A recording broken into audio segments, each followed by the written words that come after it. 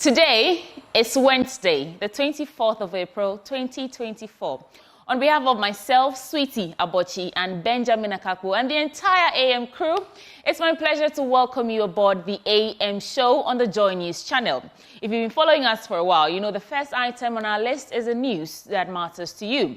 And then after that, we'll get into the news review. For today, the head of European Studies at the University of Ghana, Dr. Kwame Asasante, will be joining us for the news review. And right after that, we'll get into the AM sports, and Muftar Nabil Abdullah will be here to bring you the latest updates in the world of sports. Then we get into our big stories. This morning, we have a conversation with the Member of Parliament for Tamale North, Alhassan Suhuyini. He joins us to discuss the various issues of national interest. You don't want to miss that. Also, we get into our energy crisis with our in-house data analyst, Akufo-Addo. Now, why should we brace ourselves for a long hauling with a power crisis? We will tell you the financial quagmire the nation finds itself in and the options, if any. Also, despite admitting challenges, the Ministry of Education says it's committed to fixing the plethora of issues confronting the free senior high school program. This morning, we'll delve into more on the free SHS story. And then on AM Business, because on Wednesdays we bring you AM Business, an Association of Forex Bureau expresses concern about the stability of the city. James Ishen will tell us more. So join us with your comments and your thoughts this morning from now till 10 a.m. I'll be here with you. Today, Benjamin is not here, so you will miss him. And let's get the show started. My name is Cedi Depreciation. Let's get into the news now.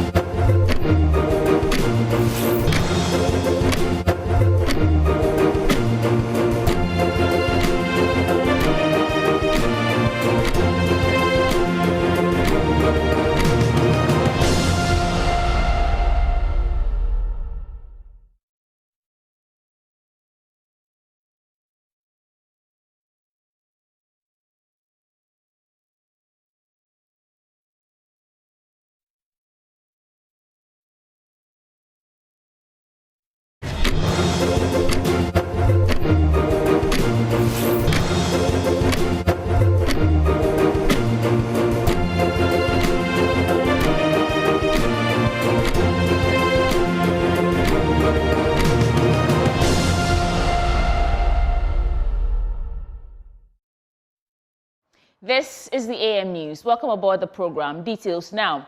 In our Doomsday Diaries today, we take you to Kumasi, where the recent power outages have plunged many businesses into an economic downturn as they begin to incur huge losses. Some small businesses like car washing bays are now returning to their days of fetching heavy buckets of water to wash dirt of vehicles.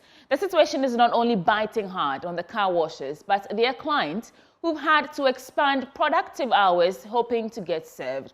Emmanuel Bright-Kweku reports for today's episode of our Doomsday Diaries.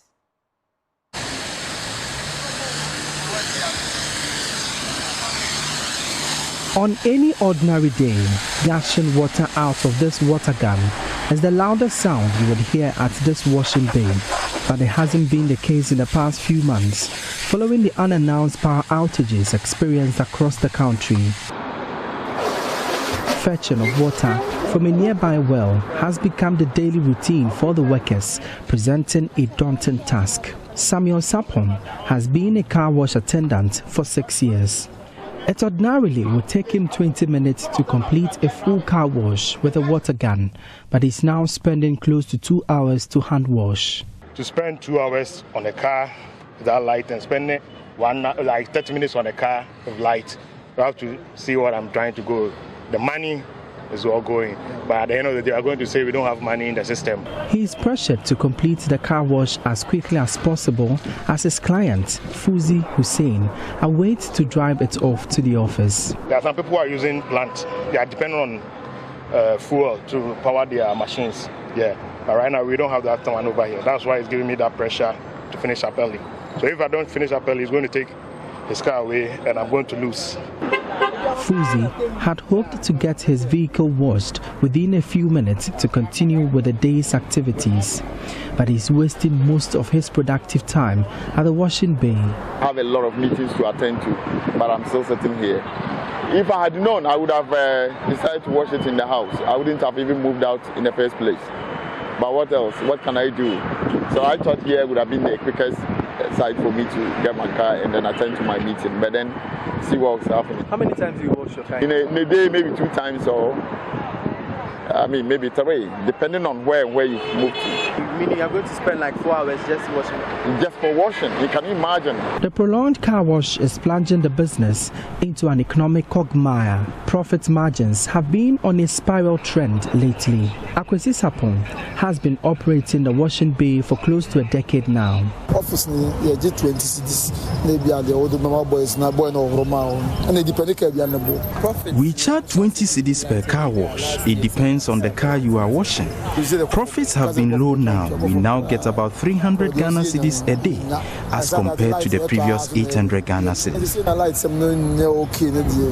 A day met me 350 but now lights need more right in the Close to 10 attendants work here every day, but the recent power cuts have rendered a number of them redundant. This has been a job that puts food on the tables of these young men and their families and supported them in establishing other businesses. I only get 3 to 5 cars daily. This is what I use to cater for my family. While the government refutes calling it Dumso, affected Ghanaians are hoping for an immediate solution to the power crisis wreaking financial havoc. This thing started way back, and if it is happening today, we should understand that it is something you can't take it off. Imagine I have spent over 2 hours here because there's no light, because machines are being blown, and they should stop politicizing electricity to their politics and so-called politics that they are doing. Until the power challenges are resolved, these attendants must endure the pain of moving to and fro for water under the sweltering weather to fend for themselves and family. For Joy News, my name is Emmanuel Bright Quick. Now, when the rain comes with strong wind, Accra doesn't only experience flooding. Trees, poles and billboards sometimes are brought down. In the ministry's police station area on Tuesday, the National Disaster Management Organization was called in to assist. Caleb Osei-Mensah reports. Read to you. Workers of the National Disaster Management Organization at work to remove this billboard, which collapsed onto the middle of the road during Tuesday's rainstorm. The road between the Ministry Police Station and the court complex had been blocked for about half an hour when our news team got to the scene. The men at work were determined to get the job done, risking their well-being.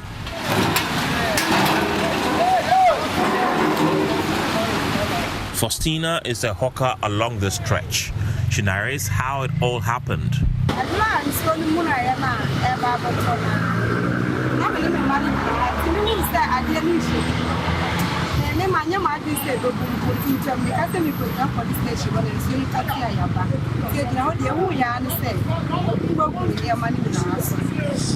Madame Rebecca Odoy is a commissioner of oath at the ministries.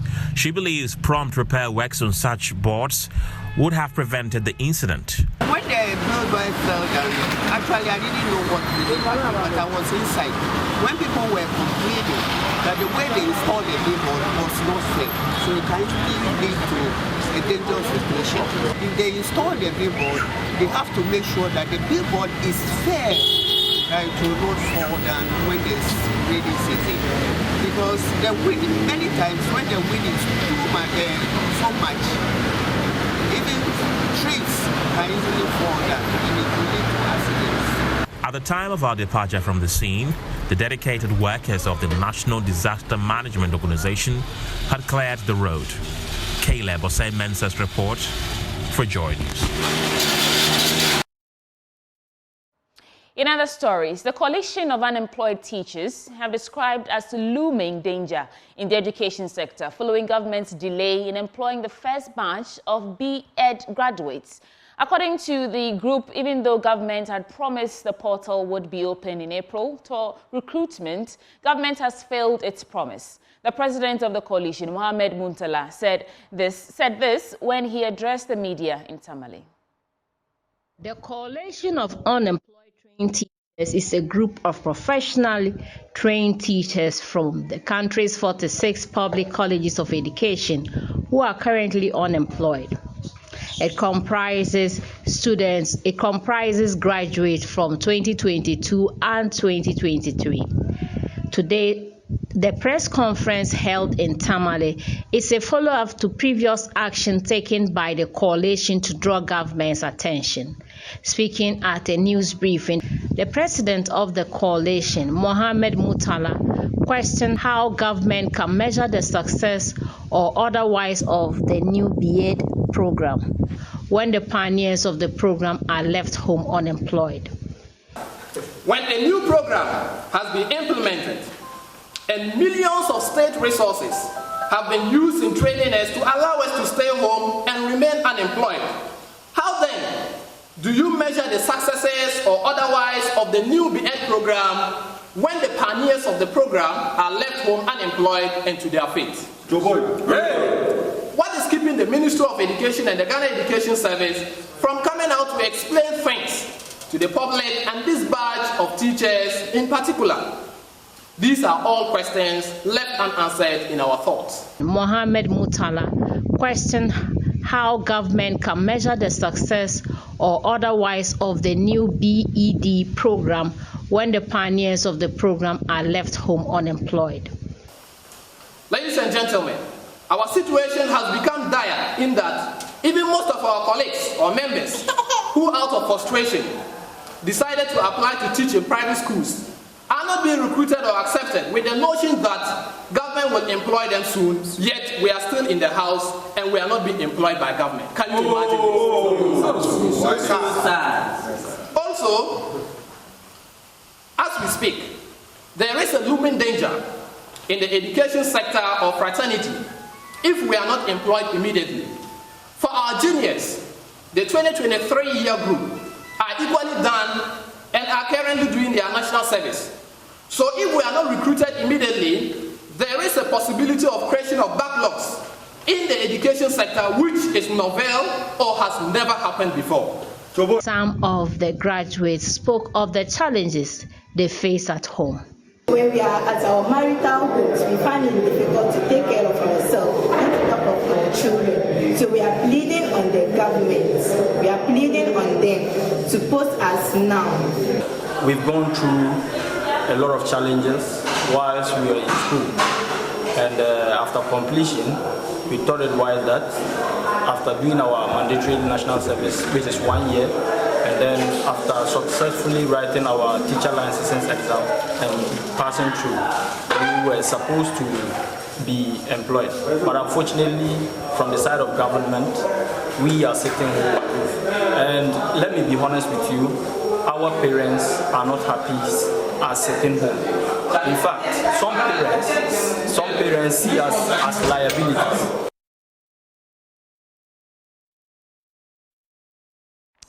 The Kumasi International Airport will be commissioned and operationalized in June this year. That's according to the Transport Minister, Akufo-Addo.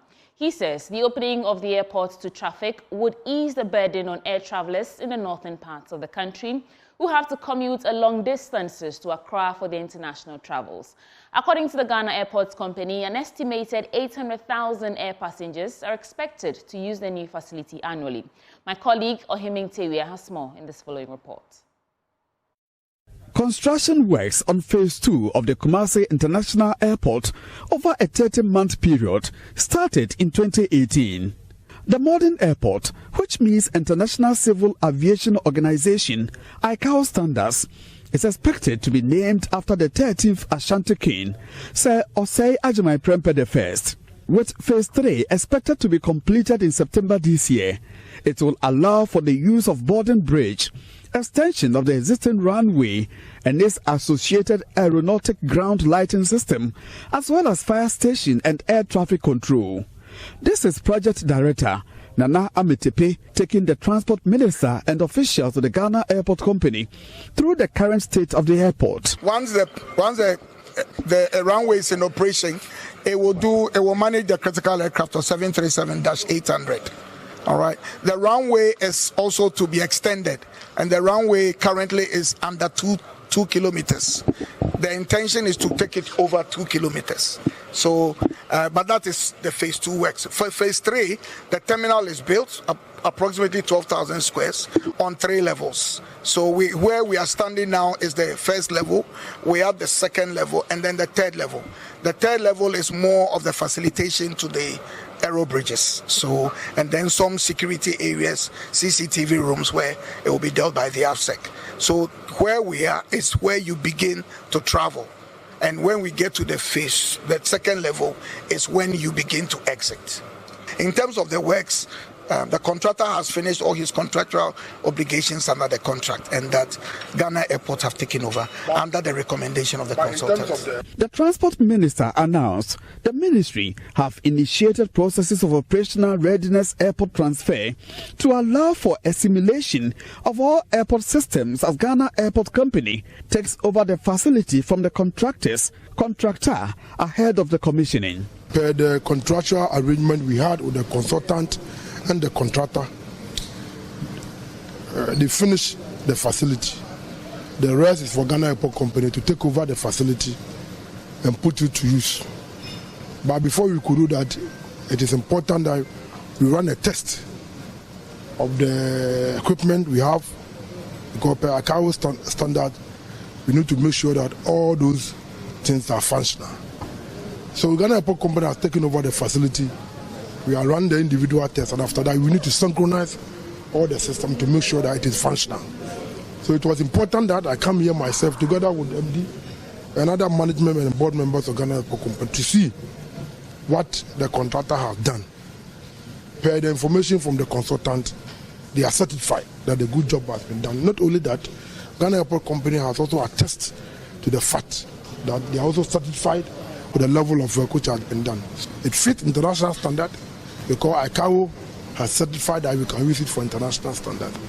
So ladies and gentlemen, basically, this is what we've done. We are planning to commission this facility before the end of May.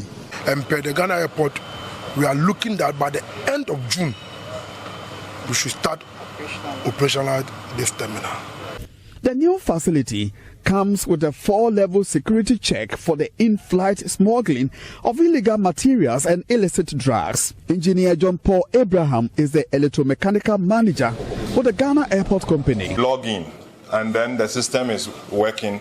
The machine will do the first line of screening, and when the machine detects anything, it passes the information to the level 2 screener, who will also do the analysis of it.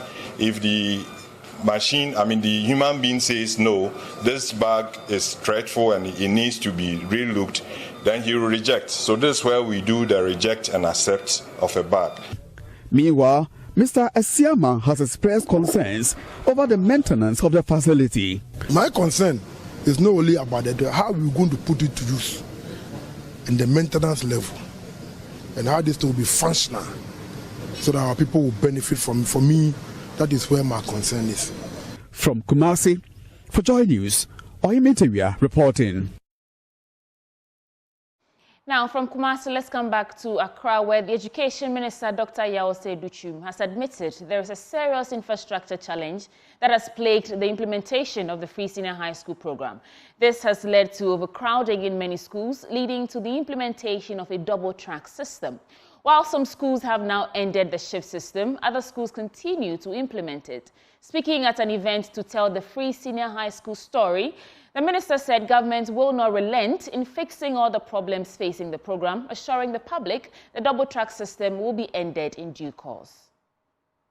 The Free Senior High School is nearing a decade of implementation, and according to the Education Minister, Dr. Cedi Depreciation, while infrastructure remains a challenge, government is committed to fixing that and eroding double track in all schools.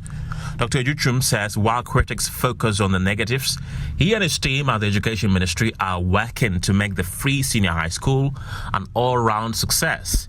I hear all the time people talking about the Free Senior High School, and they don't tell the story of the children who were here. You have to look at something negative and focus on that. They are not focusing on the story of the children. This is a program that has touched many lives. In his presentation, Dr. Depreciation highlighted that government has not abandoned basic schools as the NDC claims. But I know there are some who are watching from home and around the world, and they are saying, what about basic schools? Have you abandoned them? So they will say, yeah, we'll give you credit. You've done well with senior high school. But if you abandon basic schools, children are sitting on the trees, and you're talking about drones. To them, I have a response. I look forward to a day when parents will line up in front of our public schools and beg to enroll their children. That is the day. And it will soon come. And it has begun under Nana Addo Akufo-Addo. Let me move. This is your junior high school. Meanwhile, some beneficiaries of the Free Senior High School STEM education shared with Joy News the experience of undertaking a holistic science and technology education. It was such a thrilling experience. We got to see different kinds of people from different countries. We got to see Nigerians, Chinese, Philippines, and other stuff. And we actually cooperated with them very well. And people of Japan also are welcoming and very nice people. And they also let us in on some of their inventions. They made us see how to cure kidney stones and everything. And also, we interacted with some of their high school kids who are at the same level with us. And then our interactions with them were actually quite impressive. And for our school, we will be inventing an airplane very soon, because we've seen that it's quite an easy mechanism for some aspects of it. So very soon we'll be implementing an airplane and many more. And for sanitation too, we are also developing, with the help of our team, we are also developing various ideas. So very soon you'll hear from us. The Education Ministry believes in the new policies it continues to put in place in the implementation of the Free Senior High School program, which they say will fix its challenges and deliver on quality education outcomes.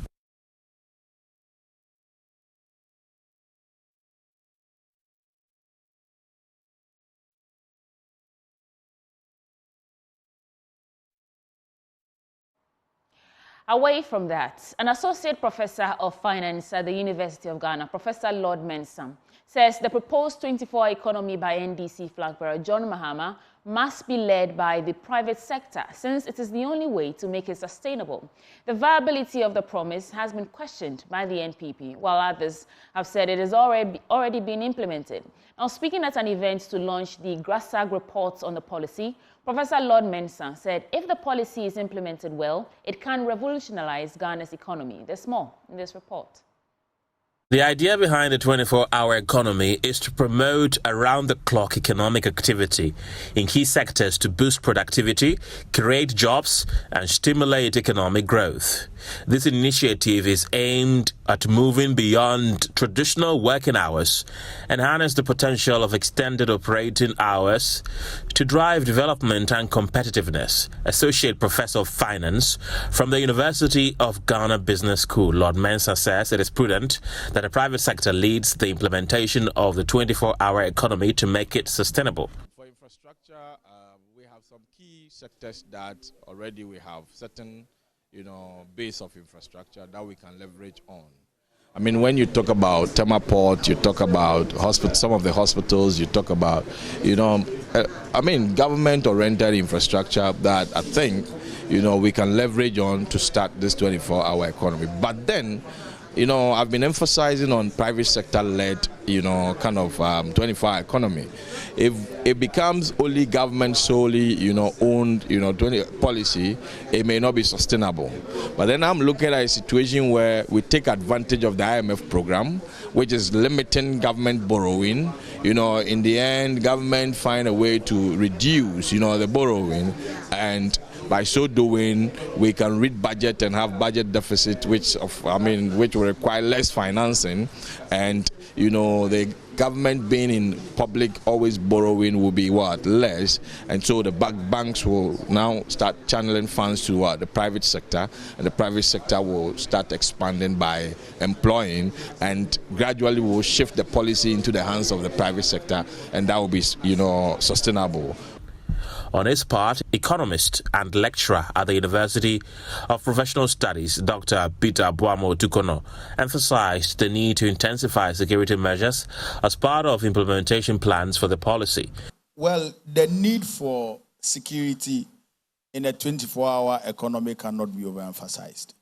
And it is actually going to be the backbone for the survival of the policy.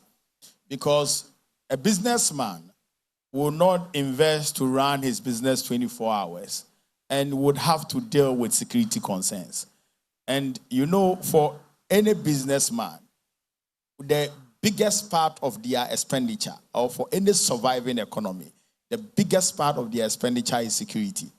And so if government is able to offload that portion of a burden to any investor or to any businessman, the businesses would do their 24 hours. National President of the Graduate Students Association of Ghana, Emmanuel Owusu, has indicated that it is important for stakeholders to develop a comprehensive implementation plan for the policy. From what we found from our report, we think that the 24-hour economy is something that would help all of us. We found that it's going to stimulate economic growth. It's going to stimulate innovation. We also did find out that it's something that will create jobs. So, and one thing that came out is that the 24-hour economy is not an event, and so it is a process. And so if you want to achieve a 24-hour economy, you cannot achieve it in 1 year, 2 years. So one of the key highlights of our recommendations was that we should have a strategic plan, say a 5 or 6 year strategic plan on how we're going to have a full-scale 24-hour economy. We also did say that we should have a secretariat set up, probably maybe a 24-hour secretariat and a Ministry of Trade to coordinate the policy. Otherwise, so that it doesn't become just a rhetoric in its nature. The goal of the 24-hour economy is to optimize the use of resources and infrastructure, enhance economic efficiency, and improve the overall quality of life for citizens. While the specific implementation and impact of this initiative may vary, the concept continues to be a topic of discussion ever since it was mentioned by former President John Mahama. Now, newly enskinned chief of the Kani traditional area in the Lambuisi district of the Upper West region, Na Edward Kanse Nokala I, has underscored the critical importance of education for their community. He observed that Kani has been long neglected in terms of educational opportunities and infrastructure. Nakala disclosed that, as a proactive measure, the community has rallied together to establish a technical institute to address this deficiency. Na Edward Kala made the observation at his enskinment at Kani. Upper West regional correspondent Rafiq Salam was at the colorful ceremony and now reports from Kani. Kani, a predominantly farming community with a population of 25,000 people, according to the 2021 population and housing census, had been without a chief for over 4 decades. Following the death of Nabe Chebeyayer in 1980, the community has been without a chief. Community and close family members, friends, and well-wishers were therefore overjoyed over the enskinment of the new chief. He is now Edward Kanse Kala I, known in private life as Edward Photo. He is a mechanical engineering technologist. The 65-year-old father of 2 was enskinned at a historic colorful ceremony attended by people from all walks of life, including paramount and representatives from the region, sons and daughters of the traditional area. Additionally, 16 sub-chiefs in the Kani catchment area were skinned to support the newly skinned Kani chief in promoting development of the area. Na Edo Council Nor Kala the First, in his maiden address, penciled education as a catalyst for development and commended members of the community for initiating the establishment of a community technical institute with the construction of a school block. We came together to contribute financially, materially, to start a technical institute. So that education is paramount, and we will not allow that technical institute to drop. It will not fail. So we are even trying to urge ourselves to support more and go into government if they can also assist us. Councillor Nurukala the First also outlined some of the challenges facing the community. Mostly when it is market day, you see that our boys, those who are stronger than us, they will be along the wayside. When you are coming from the market, you seize all what you have gathered in your pocket. So security is very paramount too. And that's why I say the security services should help us to eradicate this thing in our community. Because the community too is vast. Governmental organizations, non-governmental organizations, if they are venturing into that side, they should just give us a help by dredging our dams.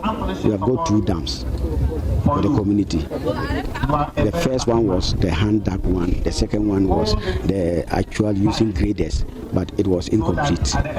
So small time so that there's no water.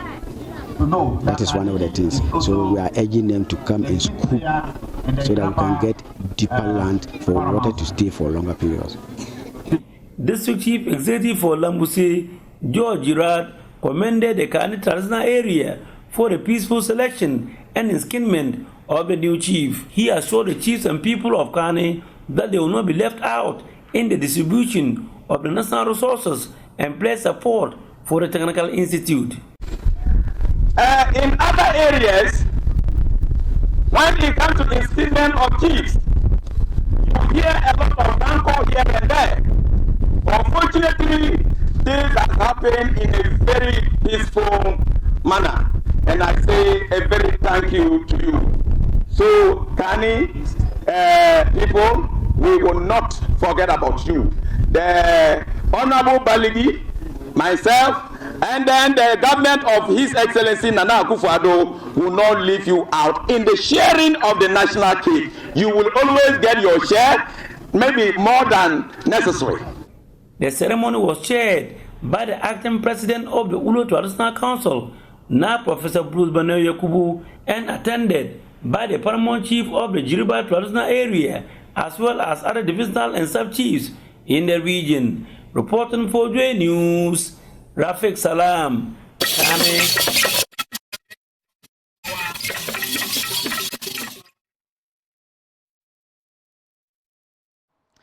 On that note, we bring the AM News to an end. Now we begin the conversations, the analysis, and the discussions, starting with the newspaper review segment. Stay with us.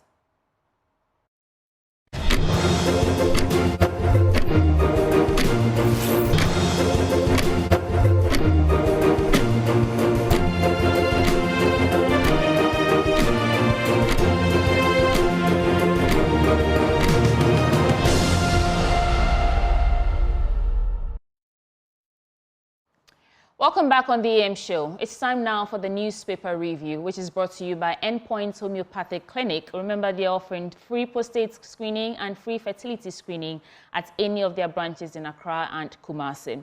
And they always, it's by their kind courtesy that we do this, bring you this newspaper review segment. Now today, Head of the European Studies at the University of Ghana, Dr. Kwame Asasante, is joining me via phone this morning. Doctor, good morning. It's good to have you on the show. Good morning, my sister. Good to also hear from you. Great. So what's on your mind before we get into the newspapers? You know how we do it. Anything you want to respond to this morning in about 2 minutes, and then we get into the papers. I'll look at the statement made by the road minister.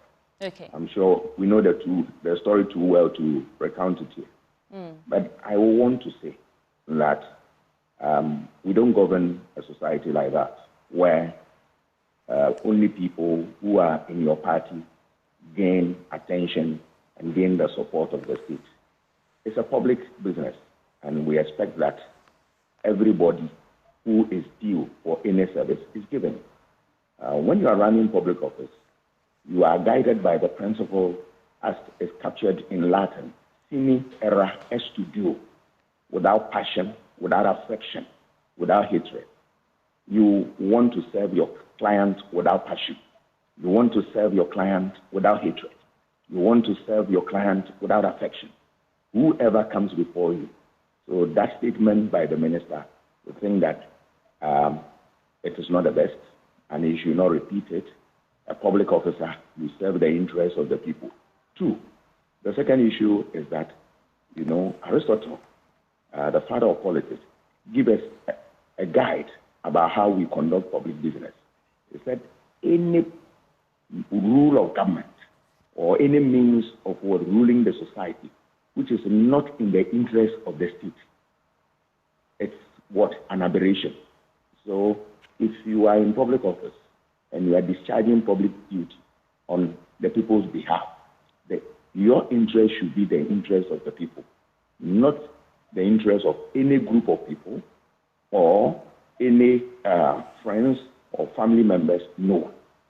Once you do that, you have crossed the line. You are not managing public business at all. And above all, when you read our Constitution, it's clear. If you read Article 36, Clause 2D, it gives you an indication that the state will take steps to develop every part of this country evenly. So everybody is entitled to development. And that could come from an independent candidate or could come from anybody outside the ruling party, right? If the ruling party loses an election like this, the primaries, the by-election, and then another person comes in, that person is entitled to development, not only development, even development across the states. So once you do that, you are kicking against Article 36 2D. What is more is that can be seen in Article 17.2, and it talks about the fact that there should not be anything like discrimination. And if you read 3 of the 17 of the Article 17, the 3, it gives you explanation about the category of people that you should make sure that your activities will not go in a sense of discriminating against them. And that is clear for us. So I believe that, yes, in politics you can cross the line, but when you do and you are drawn to the issue or they remind you of the issue, you don't repeat that. I think it doesn't bode well for the party. It doesn't help anybody. It doesn't even help the minister himself. And of course, his party, which is trying to break the 8. They have said it. And these are the things that take away people from the political space and want to give their vote to other people. Please, Mr. Minister, I'm sure you have heard it all, so that you don't go on that tangent at all. Because you remember, just recently we also heard from the president about what he said about the Kunti, and then what the president also said when he went to Gota region. When you put all together, it doesn't give us the picture that we want. It is a public service. It is public service. You serve without affection, without passion, without hatred. Sine ira est studio. That's the Latin expression. You serve everybody equally because you are a minister for all. You are taking the interests of everybody at heart. And let us remember that we are operating a democracy. And democracy means 2 words, demos, krating. Demos mean people. Krating or kratos mean rule of the people. So at all material points in time, the interests of the people should reign supreme, not any other sectarian interest, right? Remember that anybody put in office are not running your private business. If it's your private business, you can choose and pick people you want to serve. But if it's public, I'm afraid the public interest reigns supreme. Right. When I saw that video, what came to mind is how do we nip this in the bud? Because I remember in 2013 or so, the then party chairman of NPP, Jacob Echebilamte, said they were going to sanction party members who were making indecent statements, political statements like that. Because the Media Foundation for West Africa had brought out a report that said the NPP recorded the highest number or highest percentage of frequently making statements of the sort. And years down the line, here we are, and they are in government, they're in power, and the president himself is making statements like that, like we saw in Ekumfi, telling them that the reason he's abandoned them is because they didn't vote for him. So how do we actually, nip this in the bud so that it doesn't continue? Those are just my thoughts. But let's get into the newspapers now, starting with the Ghanaian Times newspaper. There's a story on the front page of all newspapers, actually. Submit 2023 reports to SIGA by May 15. That is the precedent. But let's start with the Ghanaian Times newspaper. On the front page, delays in audited financial statements. Submit 2023 reports to SIGA by May 15th. President bears teeth at SOEs. Brawl over increase in transport fares. JB Dankwa-Edu murder case. Kennedy Japan, Owusu Ekufo, others subpoenaed. Ghana National Fire Service records 5% increase in fire outbreaks first quarter 2024. Let's begin with this story about the president asking SOEs to submit their financial reports to SIGA. The story is on page 9 and it reads, the President Nana Dankwa Akufo-Addo has directed all state-owned enterprises to submit their audited financial statements for 2023 to the State Interest and Governance Authority, that's SIGA, by May 15 this year, or face sanctions. He said the Public Financial Management Act mandated the submission of audited financial statements of specific entities by the end of April each year, and this must not be taken lightly. Quote, these financial statements are central to the preparation of the state ownership reports, and board chairs of all specified entities and all cabinet-approved list of entities are expected to submit their audited accounts and financial statements to SIGA by May 15. Dr. Kwame, what are your thoughts on this? Because it looks like it's everywhere that submit financial reports, Nana orders, SOEs. In fact, all the newspapers here this morning has that as their headline. What are your thoughts? Yeah, I don't know.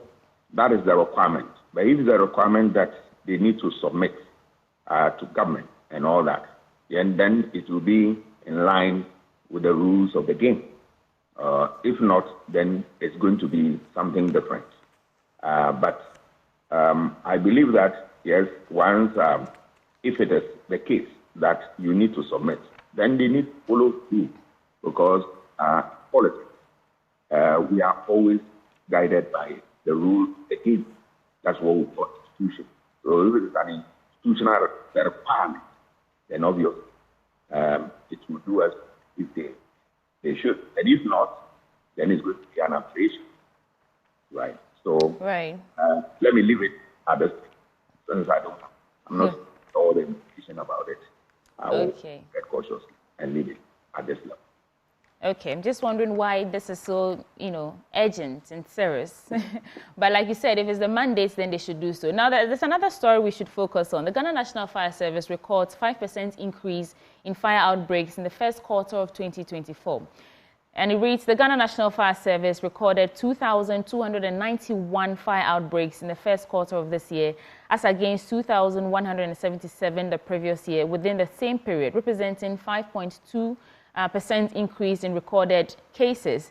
And they mention ecological imbalance or harsh weather, extreme associated with heat, dryness, and high winds during the Harmattan as causes of the fire. Others are electrical faults, use of inferior or substandard electrical cables, misuse of naked lights, such as lit mosquito coils, candles, and matches. What sticks out of this story for me is the electrical faults.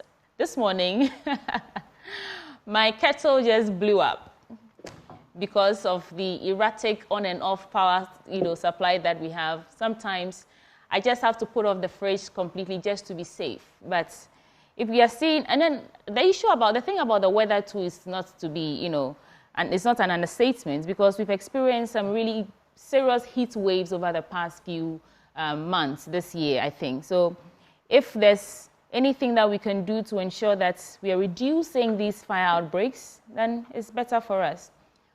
What do you think? I think we have to work very hard at this problem. We are lucky that we have not heard any bad news about markets, under fire, and then, issue of very important places that catch fire along the way. That type of activity has been on since time immemorial. We thank God it is reducing, but what we are experiencing from other areas is not also good enough. Particularly when you are talking about electrical faults due to what? Faulty appliances and then substandard electrical wires and the rest of them. I think these days, as I've seen the FDA, they have stepped up their game.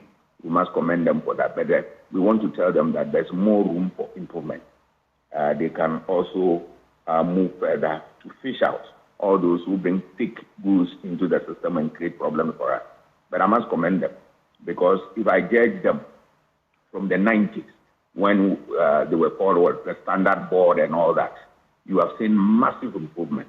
And as children of Oliver, we want more of such better service, so that this issue about fire here, fire there, will be a thing of the past. For the climatic conditions, we can do very little, but the little we can do, we need to be able to do and do it well by saving the ecosystem, trying to make sure that we don't cut trees unnecessarily, trying to make sure that when we are burning, all right, it is highly controlled and the rest of them. Because in rural areas, one means by which you can prepare a piece of land for agricultural purposes through burning and all that, but you do it with caution. I have been a rural boy since the time I was born. And, by being in the village, we know what the situation is. So all that we tell people is that where there is a need for that in the rural areas, then you do with caution. Otherwise, you don't do at all if you can avoid it and all that, and make sure that we save the ecosystem and we save our lives. Once we destroy the ecosystem, I'm afraid there's not going to be any life or any human being. And remember, we are struggling with food production and the rest of them. So we need to make sure that we keep our environment tight. I must also commend the Ghana National Fire Service, because they've been they've been consistently sharing these periodic updates to keep this, the dangers of fire outbreaks and the awareness of citizens, so we are more cautious in our daily activities. Yeah, you are spot on. Yeah. Because the activities are in the area of making sure that they churn out the right information at the right time, their responses and all that. We have seen marked improvement, and we commend them for that. But we will still want more of the better service they are delivering. Right. Now let's do this story on the brawl over increase in transport fares. Last week, the Ministry of Transport was supposed to meet the various transport unions and operators, but the meeting was postponed to today. Fuel prices have gone up. Everything, cost of maintenance products have gone up. They're saying spare parts are expensive and all that. But the ministry is saying they should not increase prices. And these drivers are also saying that they need to be able to make some money. So the story is about a near brawl on some commercial vehicle, a trotro from the Kwame Nkrumah Circle Station to Ablekuma, when passengers were informed of a sudden increase in transport fare imposed on them by the drivers. And some passengers refused to pay on the grounds and, making it turning it into an altercation. But let's wait and see what the outcome of this meeting will be today. I do not think that it's fair to these drivers, because they also it's a business. It's their way of survival. If fuel prices have increased, if inflation is causing spare parts and other products that they need in the operation of these cars have gone up, there's some sort of adjustment need to be done. But why it's taking so long for the ministry to actually just sit down with them and say, okay, we understand what you're saying, this is what we can do, even if they don't want to agree on their 20% or 30% increment, then you can strike a balance and say, okay, we can do 5 for now, and then we can look at an upward adjustment. I don't know, but it's just taking more time. And some of these so-called floating drivers or independent drivers who don't belong to any association, like they don't belong to the GPRT or TUC, etc., have completely, decided not to comply with the directive of the ministry. They've just increased their transport fares because it's business for them and they are private businesses. Dr. Kwame Sasanti. Yes, I think it's a fair point you are making. Prices have gone up in relative to everything that you need to pay for. So we can talk about high cost of fuel, high cost of spare parts, and the rest of them. These things affect the transport industry big time. So obviously there's a need for an upward adjustment of the prices in the area of what lorry fares. So when they demand that, I think it's a fair demand. The ministry, I don't know why they postponed the meeting, but the good news is that they say it's coming off today. With that, the and others would expect and judge over the issue and arrive at something that will be fit for public consumption. That is all there is when you have a meeting which is guided by rules of the game and also by consensus. Once they agree on a roadmap of a sort, is going to help everybody and is going to improve living conditions of people. Remember that as soon as fuel prices go up and cost of transportation also go, it affects everybody. So the ministry, I will urge them to do this, undertake this exercise very, very early and make sure that we get the drivers on the street and they are satisfied with whatever we feel at the team so that we can have what we continue iPhone. But there's something that also hits my mind. It's about the fact that is it always that prices to be determined by the stakeholders and all that? Because I thought that we are in a capitalist system driven by the forces of demand and supply, where people fix their prices based on market conditions. So, but I'm not pleased with the details of this type of information related to what they do in this industry. So I want to tread cautiously. But otherwise, once you are in a capitalist state and you control the prices of your commodities or your services and all that. So why would they want to resort to the ministry and all that? Because I am saying this, I heard a statement in one of your networks where the people were challenging that after all, they are not supposed to meet them with the ministry and take a decision. If there is a thing of this sort, I'm sure as we go along, it will come up and all that. But all that I want is that at the end of the day, if there is a stakeholder meeting, there will be give and take. And at the end of the day, a decision that will be reached will be meaningful to everybody so that they will all defend and then implement them for the benefit of our society. Dr. Kwame, do you think we are practicing a purely capitalist system, or it's a future of capitalists and socialists, and we're picking and choosing from here and there and mixing it all together? Because it's not clearly a capitalist state. But we're not, you are seeing other strands of, ideological, positions in there. You see bits and a little bit of socialism in the sense of welfareism, welfare policies. You are talking about Maslow, you are talking about food feeding, you are talking about SHS, SHS, and all the rest of it. These are all welfare policies to cushion against actual reality of the capitalism. And of course, it's not only driven by capitalist ideas.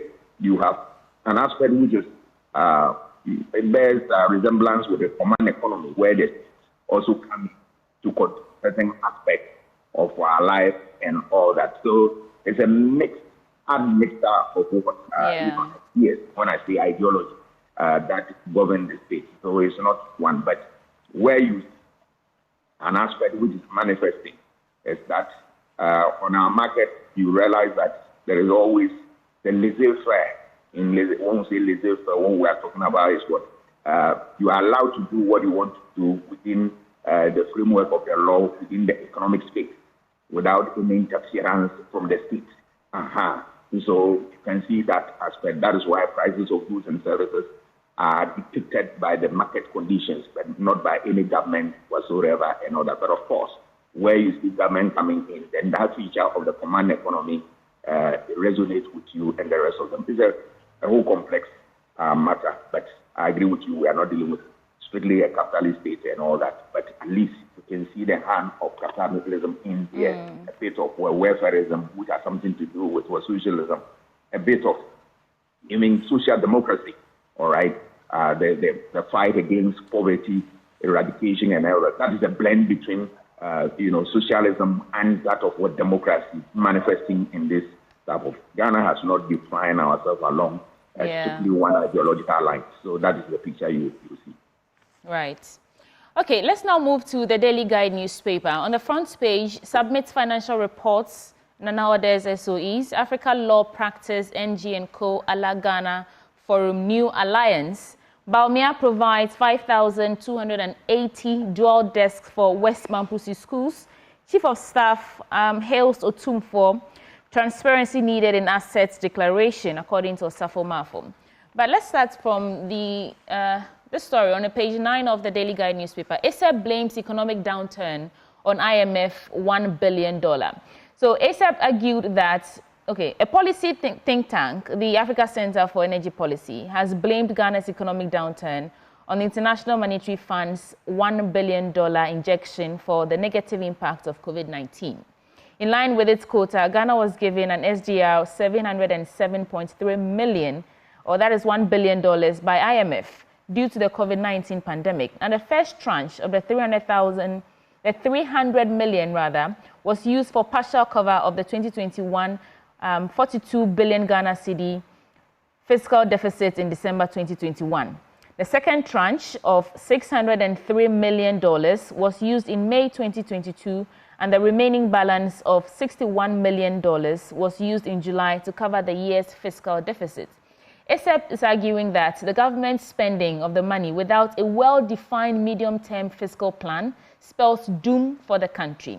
ASAP senior policy analyst Mabel Akwe said at a media engagement forum in Accra that the development is partly blamed on Ghana's failure to implement timely debt restructuring. Do you agree, Dr. Kwame Asasante, that some of our economic woes... experts who are speaking, and we have no doubt about that. The way we manage resources in this country has been a problem. So I'm not surprised the officer or the scholar is speaking this way. It has been a problem, and I don't know why. Because we have all the good laws that help us regulate stuff in this area. Yet, with ample of those laws and break them without recourse any rule of the king. It's unfortunate. Why do we make laws that govern how we spend and all that? It's just to ensure prudence and then value for money. But we throw all these things away, and then we come back to square one, where we don't have resources, and then we have created indiscipline relative to what finance. And the effect has always been with us. The problem we have in this country is that our leaders do not want to use history as a guide to what they do. So a problem that you have experienced over the years, which you have criticized it so heavily, you only have opportunity to come to office and come and repeat that. And we as a society, we have also contributed to what these things are gaining currency in this country, in the sense that when there is the opportunity for us to criticize, we don't. When there is opportunity for us to question some of these things, we don't. Meanwhile, we have all the rules. Look at our constitution. Look at the preamble. We said that we believe in probity and accountability. When you are probing into things, people will see you in a different light. When you are asking for leaders to account for the stewardship of their office, it's a problem.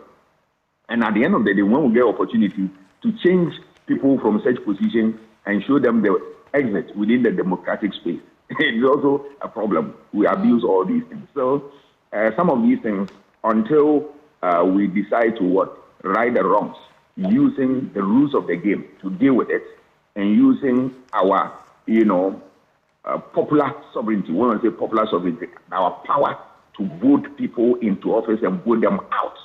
We are not going to get these problems solved. We need to be able to use these tools effectively. The rules of the game, when an individual needs to go to court and enforce some of these things, why not? When we get opportunity to change people who are drivers of the economy and they are not managing things the way it ought to be, we don't have to hesitate at all. We throw them out and give way to others who will come in and then move within the requirements of the democratic right. state. That's all. I will do 2 quick stories in the Daily Guide newspaper, and then I'll come to you for your reaction. The first is 4 caged over new train accidents, 4 more caged over new train accidents, and then GFA delivers on Division 1 League promise. Okay, the first one, 4 persons have been remanded by the High Court in Accra for their involvement in the accident involving a new Tema Impakan diesel multiple units 001 train colliding head-on with a truck abandoned on the railway in Abotia area. So the 4, Koku Kujo, who is a gas welder, Patrick Kweku Susu, Aleza Prosper, and Fidogbe Emmanuel, all laborers, are alleged to have abetted Abel Jidoto, the convicted driver who abandoned the truck on the railway. Court documents indicate that the 4 were in the truck with the convicted driver when it got stuck on the railway, and they decided to abandon it. The documents further state that the 4, being fully aware that the railway lines were inaccessible to motor vehicles, still decided to use the railway lines as a shortcut to Japan. Quote, even if the truck had successfully crossed the railway, a big gutter and a stream to the west side of the railway lines would have prevented the accused persons from joining the Akuse-Japan road, the document revealed. I'll add this story to it before I come back to you. Something about the Division 1 League in the sports segment, right? So GFA delivers on DOL promise. So in its bid to change the narrative, I know you're a sports enthusiast, so I'm looking forward to hearing what you have to say about this. The Ghana Football Association has rolled out some interventions. And to the Football Association President, Keto Kureku, the initiative forms part of plans to revive the sector. He said the introduction of 80,000 Ghana cedis cash per club for the first time, as well as the complete absorbing of officiating fees for all clubs, are classical examples. So speaking in Kumasi a few weeks ago, he said plans are afoot to introduce a digital player license strategy for the first time in the history of the Division 1 League. Each club will receive a cash incentive of 80,000 Ghana cedis, and they will complete the absorbment of officiating fees for all clubs. That is according to the FA boss. Your reactions to these stories? Yes, I think the story about the new train and the accidents, the good news is that this case is before appropriate forum, the court. So let us leave the court to handle the matter. When the court finishes its work, we'll come back and look at it, and we'll take a cue from it. The issue about GSA trying to inject 80,000 Ghana cedis into soccer administration in the divisional league sector is a good one because, as you rightly said, now I can say that I am no more a football enthusiast, but I used to be. Okay. Simply because of the results I'm getting, I am gradually dying. The dream in me is going out. And then if an innovation like this will improve the fortunes of football in administration in this country, why not? Why not? Because if you look at it, strictly speaking, there are a lot of talents that are out there that we need to tap. And when growing up as a little boy, we saw football played at the zonal level, at the regional level, at the national level, where the whole exercise was meant to hunt for talent and bring them to the national level. We have abandoned all this, and now our national team is struggling to get players who will be able to play and give us the results. Remember those days? We had players who were purely local. You know, Abdul Razak, Mohamed Polo, Adofama, name them. And these were locals. None of them had gone outside to play any competitive soccer. But they were very competitive in their own right here, and they were winning the laurels for us here. What has changed? If this is the way that will inject fresh energy into the system, why not? But let's make sure that once we are throwing in money here, we ensure value for money, and the money that is used for this exercise will be shepherded and make sure that it serves that interest. More often than not, we throw money in here only to find expression in people's pocket without necessarily being used for the purpose for which it was earmarked for. I believe that will ensure value for money and make sure that we harness all the talent and use them appropriately to bring back the game of football in this country. I know this country can do it, and yes, we can do it. Let us put our heads together and then work at it. All right, we have to go, but I want to do this quick story in the Daily Graphic newspaper for your reaction, and then we can wrap it up. CDD proposes shorter timelines for parliamentary polls petition. So the Center for Democratic Development has recommended the Judicial Service of Ghana to amend the PNDCL 284 to provide a shorter timeline for adjudicating parliamentary election cases at the High Court and the Court of Appeal. It also proposes that cases should be heard within a maximum of 67 days and a minimum of 47 days after the election results have been declared. And the Director of Programs and Policy Engagement, CDD Ghana, Dr. Kojo Pumpuni Asante, made the recommendation at a training workshop for journalists in Tema last Monday. What do you think? Do we need a shorter adjudication period for parliamentary petitions? I think the CDD position is nothing but an apt description of the situation on the ground. We need that. Okay. We need that because we have followed the electoral plane and then the legal encumbrances with all these things. We believe that a shorter period will serve everybody good. There are cases that are there to serve as a guide for us. So look at Amon's case at Ayawasu Wogon, where he won and he had to be out of parliament. You know, he never got the position until 2 months to the expiration of the tenure before the court ruled and all that. Of course, if you have such a thing, it really affects the quality of democracy, and it also undermines the choice of all voters in that democratic space. So if CDD have looked at all these things and are recommending something that will really deal with this problem, why not? I believe that this thing will be taken in good faith, and then we'll look at it, interrogate it, and then we'll make the best use of it. It will help the cause of democracy. Because the more you delay on this matter, it can turn into something else. And remember that we are working very hard to consolidate this democracy. This is the only game that we know in town, and we can't afford to slow down the process of entrenching it. Right, because time is of the essence. Thank you so much, Dr. Kwame Asante, for your time on the newspaper review. Dr. Kwame Asante is the head of European Studies at the University of Ghana. And before we go, a gentle reminder that this segment is brought to you by Endpoint Homeopathic Clinic. They are offering free prostate screening and free fertility screening. You can locate them at any of our branches in Accra or Kumasi. There's still more to come on the AM show, but for this newspaper segment, review segment, it's a wrap. We'll be back shortly.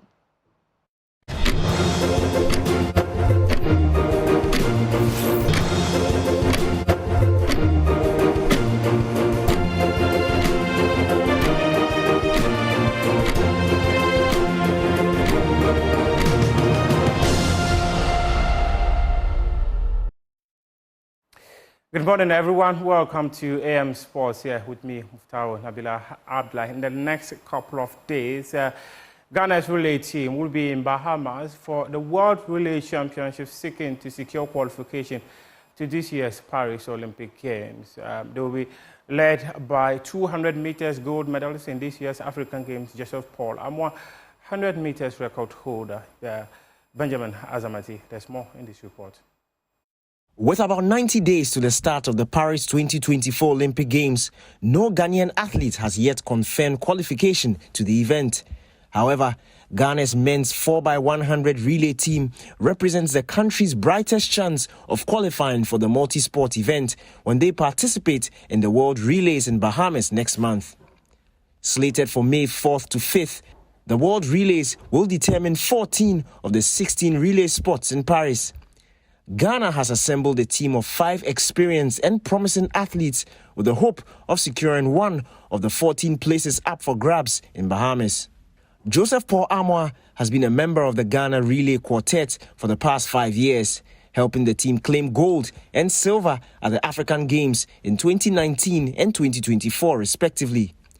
The 200-meter African Games champion is looking to make back-to-back Olympic 4x100 relay appearances for Ghana after the team's historic performance in Tokyo last time out. Edwin Gadai was part of Ghana's relay team for the African Games that narrowly lost out to Nigeria in Accra last month. This competition serves as a huge opportunity for him to compete on the global stage in the relays for the first time after previous near misses. Gadai has a personal best of 10.55 seconds in the 100 meters, which came in 2019 back in Abidjan. Ibrahim Fuseni is another who will be with Ghana's relay team on the global stage for the first time.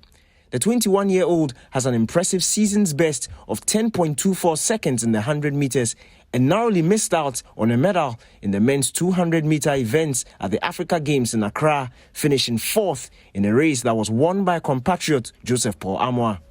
Promising sprint star Isaac Botio forms part of Ghana's contingent, having missed out on the African Games in Accra. The 24-year-old ran a blistering 9.90 seconds earlier this year in West Texas, topping the 10.05 seconds he ran a month prior and will be crucial to Ghana's quartet. Benjamin Azamati, Ghana's poster boy for athletics, completes the team. With previous impressive outings with the team, like the African Games gold medal in 2019 and the Olympic Games final qualification in 2021, a lot will be riding on his shoulders. However, his form this season hasn't been too impressive. His season's best of 10.41 seconds pales in comparison to his national record of 9.90 seconds set in 2022. The two top teams in each heat on day one will automatically qualify for the final, which in turn books a straight slot to the Olympics. The remaining teams will be given another opportunity to qualify on day two, with the top two teams in each of the three additional races booking the remaining 6 slots to the Olympics. Ghana famously qualified for the Tokyo 2020 Olympics after an impressive showing during the World Relays in Silesia 2021. Coming through, does he get it on the dip? It's very tight indeed. Ukraine in third place.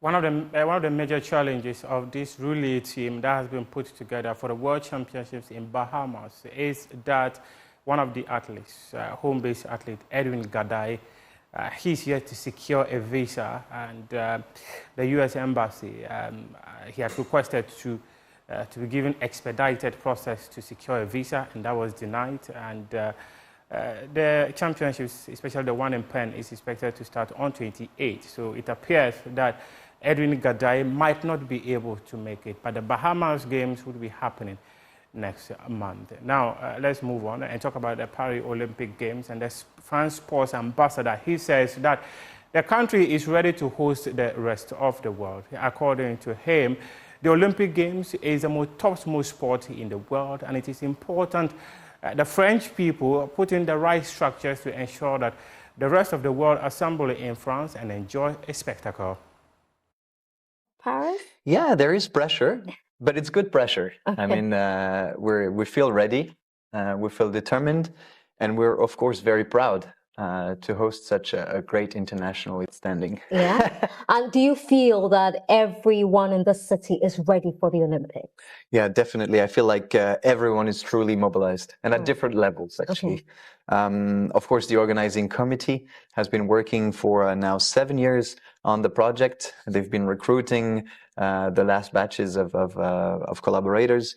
They're going to venueize very soon. Actually, they've started. Maybe you took a look at the competition site next door, because next to the foreign ministry will be archery, para archery.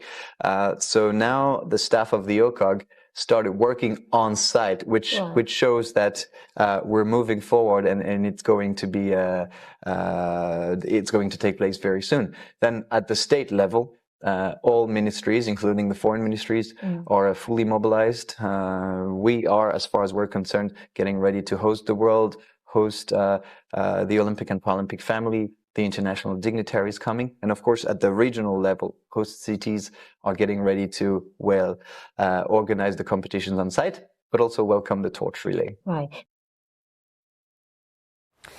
And now we hear from Dreams FC captain John Enchi. He will be leading the team seeking to secure a ticket to the final of the CAF Confederation Cup. They secured a 0-0 stalemate in Cairo in the first leg of the semi-final, and the second leg will be happening at the Barayara Sports Stadium on Sunday. John Enchi is calling on all Ghanaians to come to the stadium and throw their weight behind them as they seek to book a ticket to the final. I think, first of all, we are not going to be complacent. We went to get a draw there.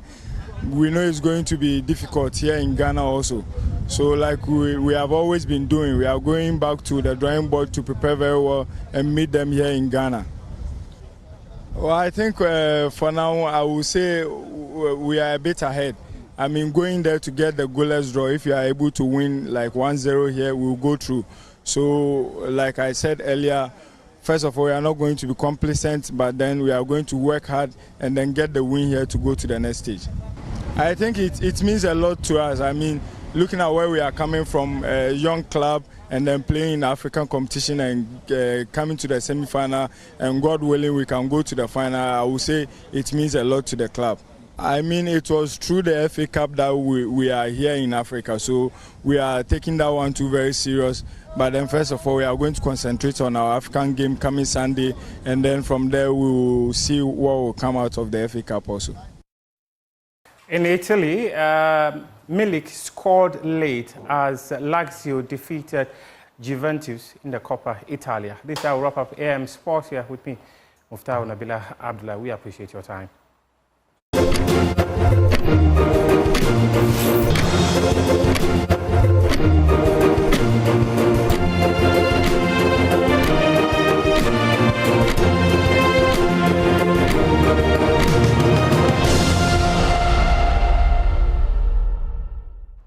Thank you for staying with us. It's still the AM show, and it's time now for us to do AM business. The Ghana Association of Forex Bureau says the recent Cedi depreciation will not end if practical measures are not put in place to halt the situation. The association is worried the development could negatively impact the operations of businesses. The Vice President for the association, Dr. Alex Akpabili, said the current state of the economy is likely not to aid the Cedi to appreciate. He has been speaking to Joy Business's James Ishen. Here's AM Business. Joy Business. There have been some marginal depreciation when it comes to the Ghana Cedi. We're expecting the IMF inflows, the support to, help fight some of this depreciation our Ghana Cedi has been facing for some time now. But it appears the situation seems not to be the case. We are down with the first quarter of this year, and still we are hovering around 13 Ghana Cedis. One of the key players within this space had to do with the Forex Bureau, or the Ghana Forex Bureau Association. They play a key role in this. I have the vice president of that particular association, Dr. Alex Akpabili, to help delve into the issue with respect to the happenings that had to do with the Ghana Cedi. Doc, we find ourselves in the second quarter, third, and finally the fourth quarter. That's where the election is. Do you expect a fall of the Cedi, or along the line there could be some sort of appreciation? To be very honest with you, because I'm talking about trend, which in the election year, government want to spend more, projects, so that they can, people vote for them. I'm not politicizing, but that has been the trend. And so, once that also demand what? For more foreign currencies. I'm telling you, with my experience and with the trend, I don't think there's going to be any appreciation of unless something dramatically happens. For instance, our energy sector. The energy sector that is there. If they are importing the oil marketing companies need foreign currency to import. Recently, I think government came out with some products that they want to. I think it's for something. But maybe because it was not properly handled, people misconstrued the whole thing. And that's, I don't know what has happened to it. But those are the things that we are not doing right. We see, we're not doing right, and if we start doing them right, I think the situation or the narratives will change. Surprisingly, for instance, we have a lot of banks in Ghana, Nigerian banks, South Africa, name them. But how many banks of Ghanaian banks do you see outside? Zero.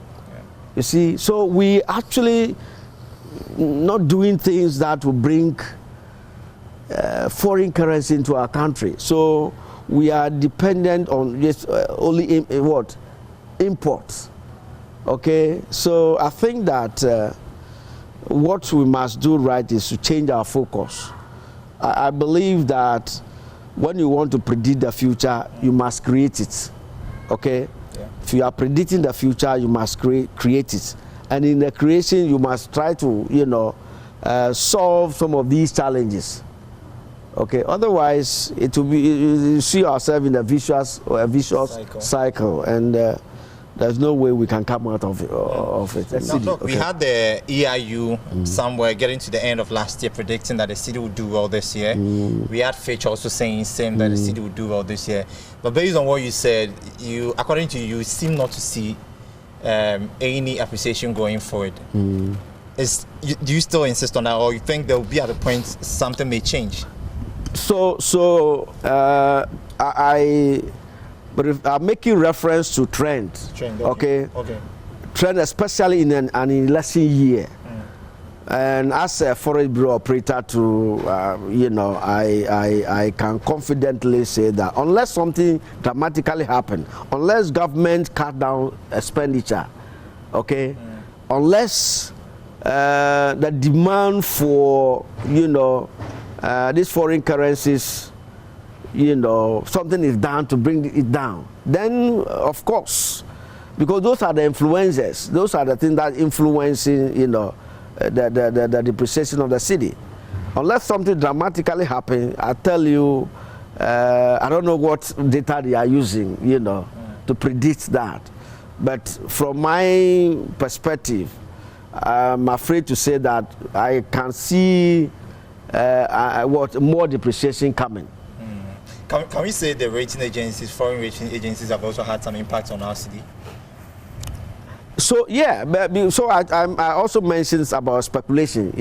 Speculation is a very strong force, and because in our industry, the moment we hear that maybe some Bank of Ghana has gotten so amount of money, so people, people who would ordinarily come to sell their forex to us, okay, stop. So unless something of that thing happens. And you side with the views from people for us to have our localized rating agency? Yes, yeah, why not? Yeah, I ascribe to that. If we have our localized, rating agency, that is good, because we are here. Sometimes even we give information to these foreign rating agencies. We collect data for them, and so if we have our own here, I think the precision will be much better than what we get from outside. Now, look, I know you're a lecturer. You teach or lecture at entrepreneurship and all that. You have businesses, you know how to go about some of these things. When you look at our SME space in our part of the world, SME is more or less the drive of our economy. But it appears every now and then we have government promise, we invest in this amount into the SME space and all that. Yet we're still back to where we are. What is really our problem? Good. So the problem is this, that it is not money.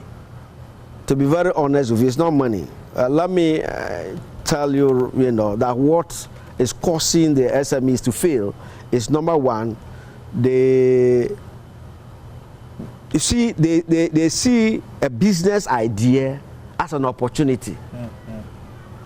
But a business idea is not an opportunity. A business idea must go through analysis over time to be proven potentially lucrative, or if you will, potentially viable. Okay? So if it is not potentially lucrative or viable, there's no point trying to mobilize resources to exploit it. Okay, and that's exactly what most SME does or do. Okay, and number two, even when you are convincingly convinced that you have identified an opportunity, you don't rush into it. You must look at what we call the exogenous factors. Okay. If the exogenous factors are not conducive, benign, they are not favorable, there's no point rushing into it. But Doc, what are these exogenous factors you're talking about? Yeah, so the exogenous factors, for instance, is factors not within your control.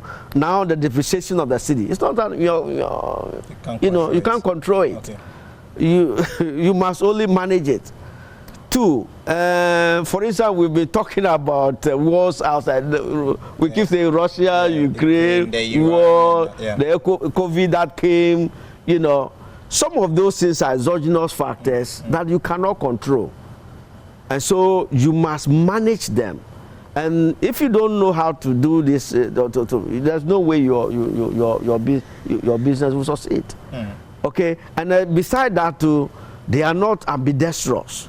Ambidexterity. You see, when I'm talking about ambidexterity or that our SMEs are not ambidextrous, what I'm simply saying is that, you see, you must, as you are running your business today, you must also focus on to tomorrow, the future. Okay? Yeah. Be futuristic. Okay. Without that, planning for tomorrow, I'm afraid tomorrow comes with a different, and then you can't stand. It will hit you hard, and your business will collapse. But Doc, some may also argue that you've spoken at length with respect to what the individual, the entrepreneur can do to, sort of ensure that he survives in this space. But locally, we don't have that conducive environment for these guys. You could talk of, we have the Exim Bank, the GEPA, and the rest trying, the possible government is also investing in all that. How can these entrepreneurs survive in these harsh economic times? So when we're talking about an environment not being favorable, it does not necessarily mean that it is not favorable for all businesses. Okay, an environment may be conducive to a certain business, but maybe not conducive, not favorable to some businesses. Okay. Okay. So as an entrepreneur, you must be clever enough to identify what product or services you want to offer at a certain particular environment. Okay. And this, if you like this, there is no way you can, because you must know the environment and find a way of overcoming the challenges. And that is what describes us as entrepreneurs. Entrepreneurs are innovative, okay? Yeah. They are risk takers, they are proactive, and they are ambidextrous, ambidexterity, and they are competitively aggressive. Okay, and these are the things that define the entrepreneur. And so if businesses, operators lack these very things that define them, I'm afraid they'll fall into trouble. Yeah. Thank you so much, Doc. So I've been speaking to the Vice President of the Forex Bureau Association of Ghana. We've been touching issues with respect to the Ghana cedi, the happenings, appreciation or also depreciation of our cedi, whether, especially we finding ourselves in an election year, whether the cedi would definitely see some sort of appreciation or depreciation this time. So that has been a conversation here. We also touched a bit on entrepreneurship. My name is James Ishen.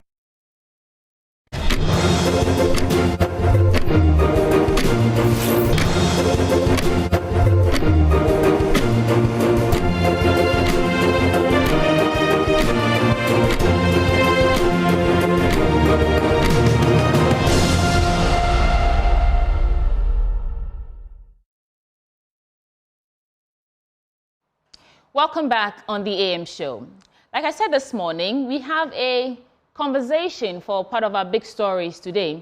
We have a conversation with a Member of Parliament for Tamale North, Alhassan Suhuyini. He joins us to discuss various issues of national interest, and he's here with me in the studio, Alhassan Suhuyini. Did I get your name correct? I feel like clapping for you.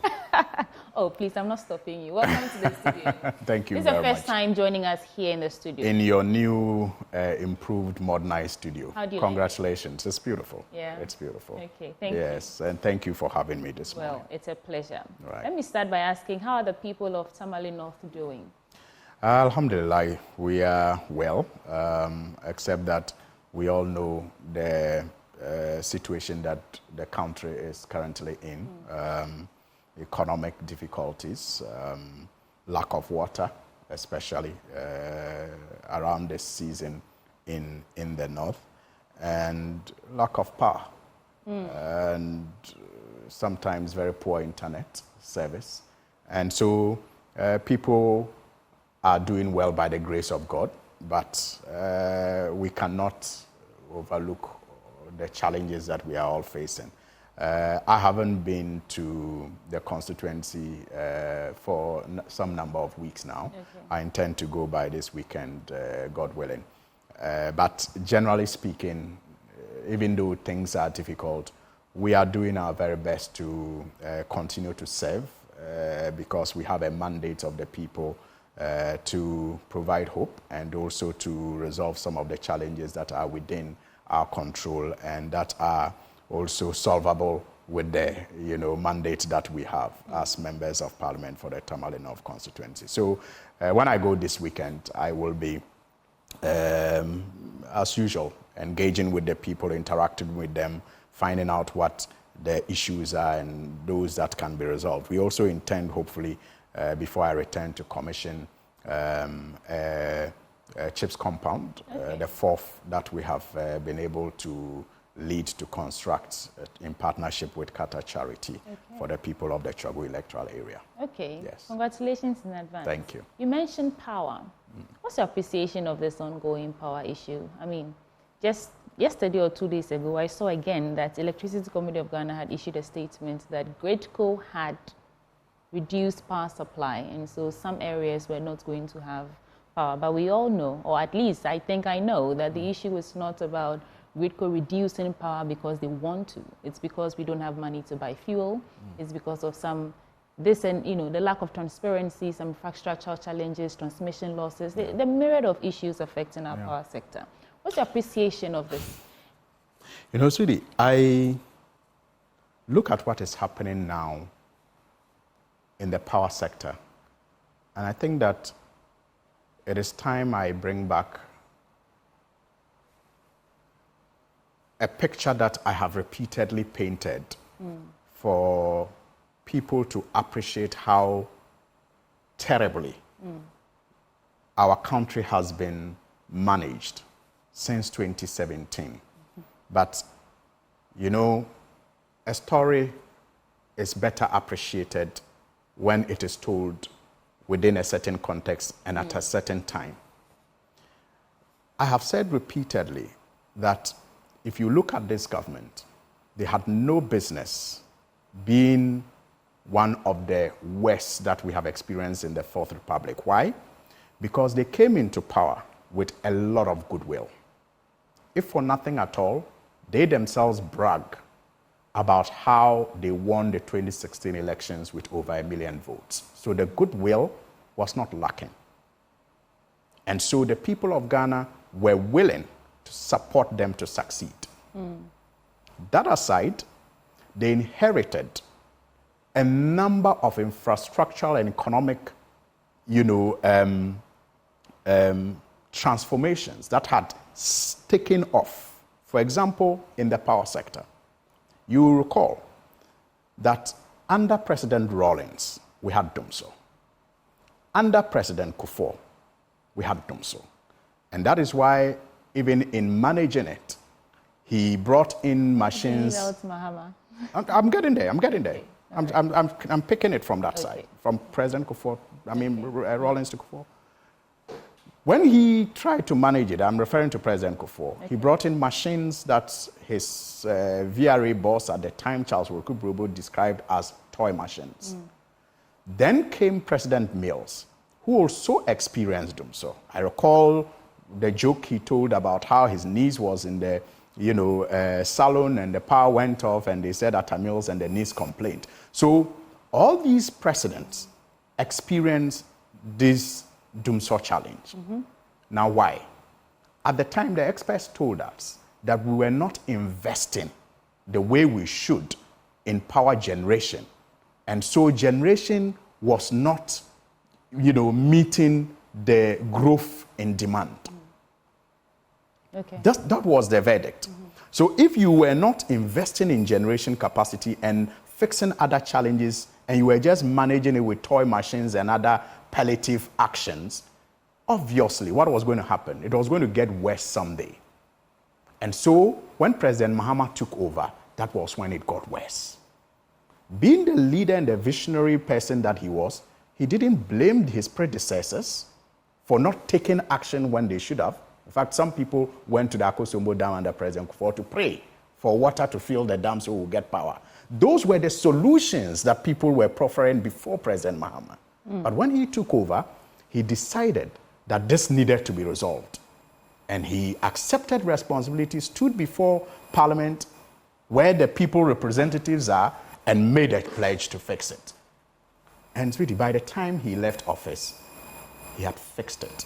He fixed it in 3 ways. 3 ways. And I'll come back to the story that I've been telling.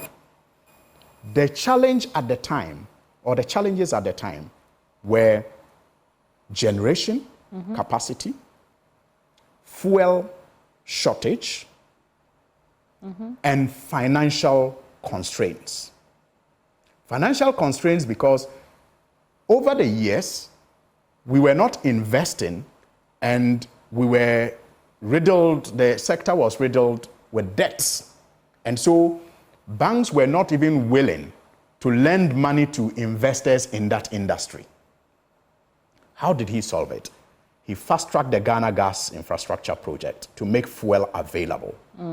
He went ahead in 2016 when he was leaving office to sign the ENI agreement to make fuel available. And that is why reporters, after 2016, did not have to deal with West Africa gas pipeline breakages. And, when I was a reporter in those days, every time WACP had a problem, WACP was West Africa gas pipeline. Ghana faced Dumsor. But by the time President Mahama left, he made sure that ENI was available, Ghana Gas was available, solving that fuel problem. Okay, let's proceed. Then he solved the financial problem by introducing ELSLA. Even at a time that it was going to affect his re-election chances, because it was an election year and times were hard. And people didn't want to pay more taxes. But he said, this is the way to solve this problem. We needed to introduce ESLA. The opposition then took advantage, hit the streets, made him more unpopular about it. But guess what? When they came into power, they mismanaged ESLA. Because by the time he was leaving office, he didn't even enjoy the proceeds of ESLA. Because he implemented it and lost. Then the accumulation started under their regime. And what did they do? They took the money that was coming in and collateralized it by taking the future money that was supposed to come to ESLA and used it, in other unproductive areas. And today, because of what they have done to ESLA, they cannot pay the independent power producers because that money was supposed to be ring-fenced to be used to pay legacy debts and also pay the independent power producers. They have chopped that money, and I'm using the Ghanaian phrase. They have chopped that money and even chopped future money. And so it's no longer available, even though you and I are still paying ESLA.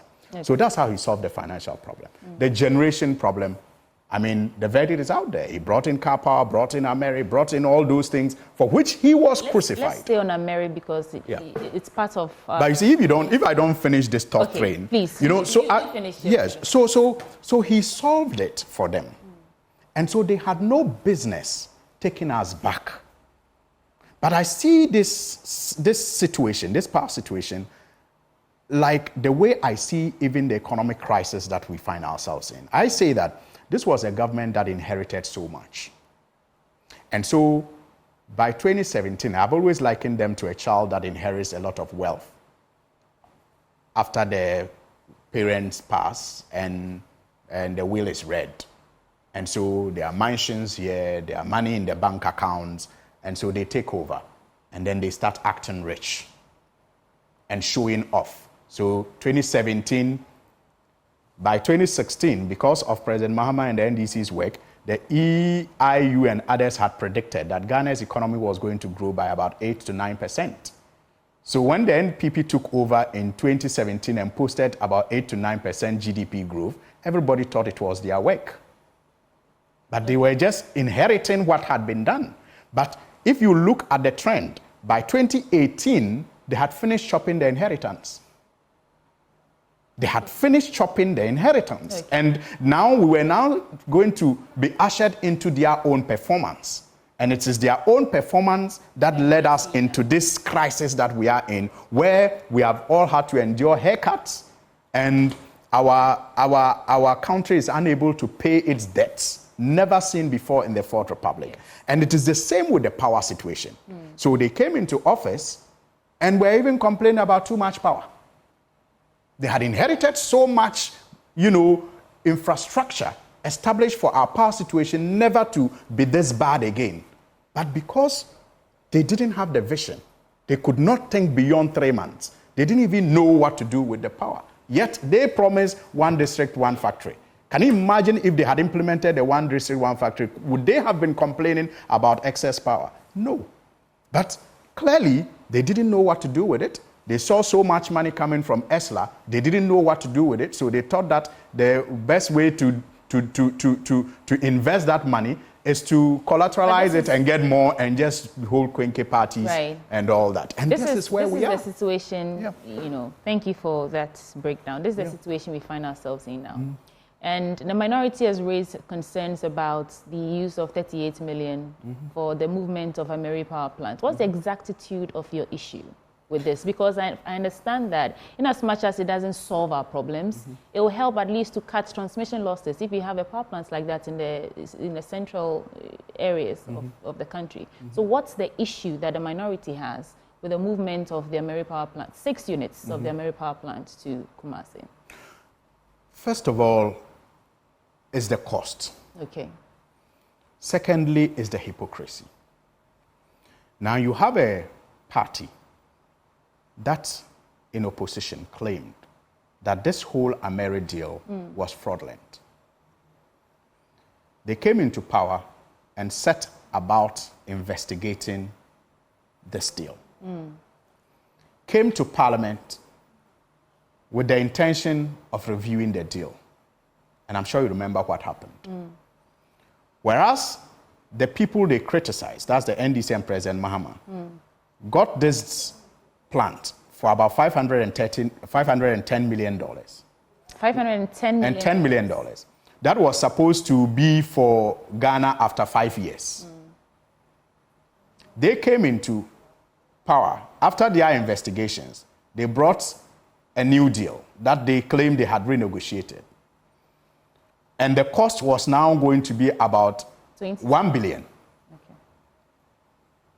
And from 510 to 1 billion. And the duration it was now going to take for Ghana to own the plant was moved from 5 years to 15 years. You remember that was the issue the minority raised, which led to the president admitting that he was ill-advised and sacked his energy minister, Boache Ejako. Okay. Now, what does it tell you? That if they were the original negotiators of this deal and not President Mahama, we would have had a very, very terrible deal, even though they criticized President Mahama's deal. Because when they had the opportunity to negotiate, what they brought us was $1 billion plus and 15 years. And after, due to civil society pressure, they abandoned that. But still, what they came up later with the new minister, Honorable Peter Amewu, was not better than what the NDC brought. They also, since they took over, have never held anybody responsible for any fraudulent transaction.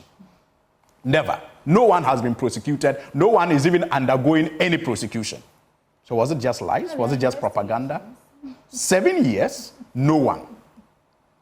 And they fail to admit to their propaganda and continue to rather even regurgitate that in the media, shamelessly. For example, when they attempt to change the name and people ask why, they say it represents fraud, without proving the fraud, without holding anybody responsible for the fraud. And so I've asked that question.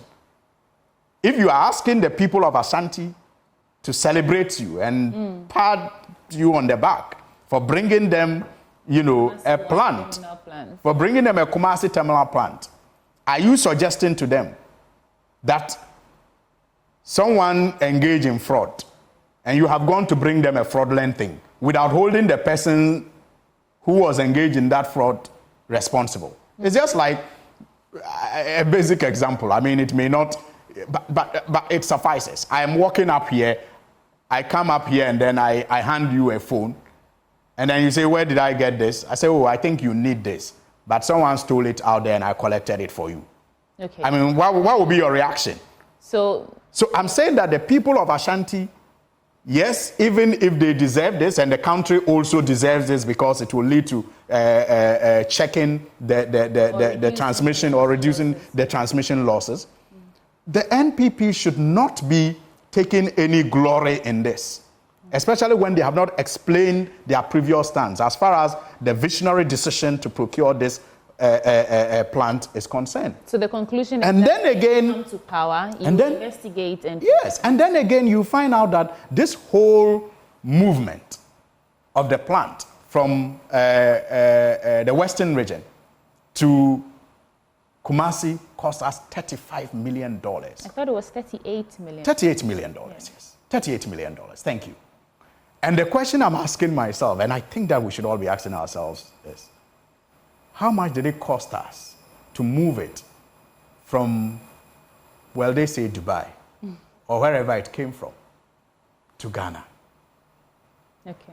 I mean, I'm telling you that the whole transaction cost us $510 million, which they claim was fraudulent.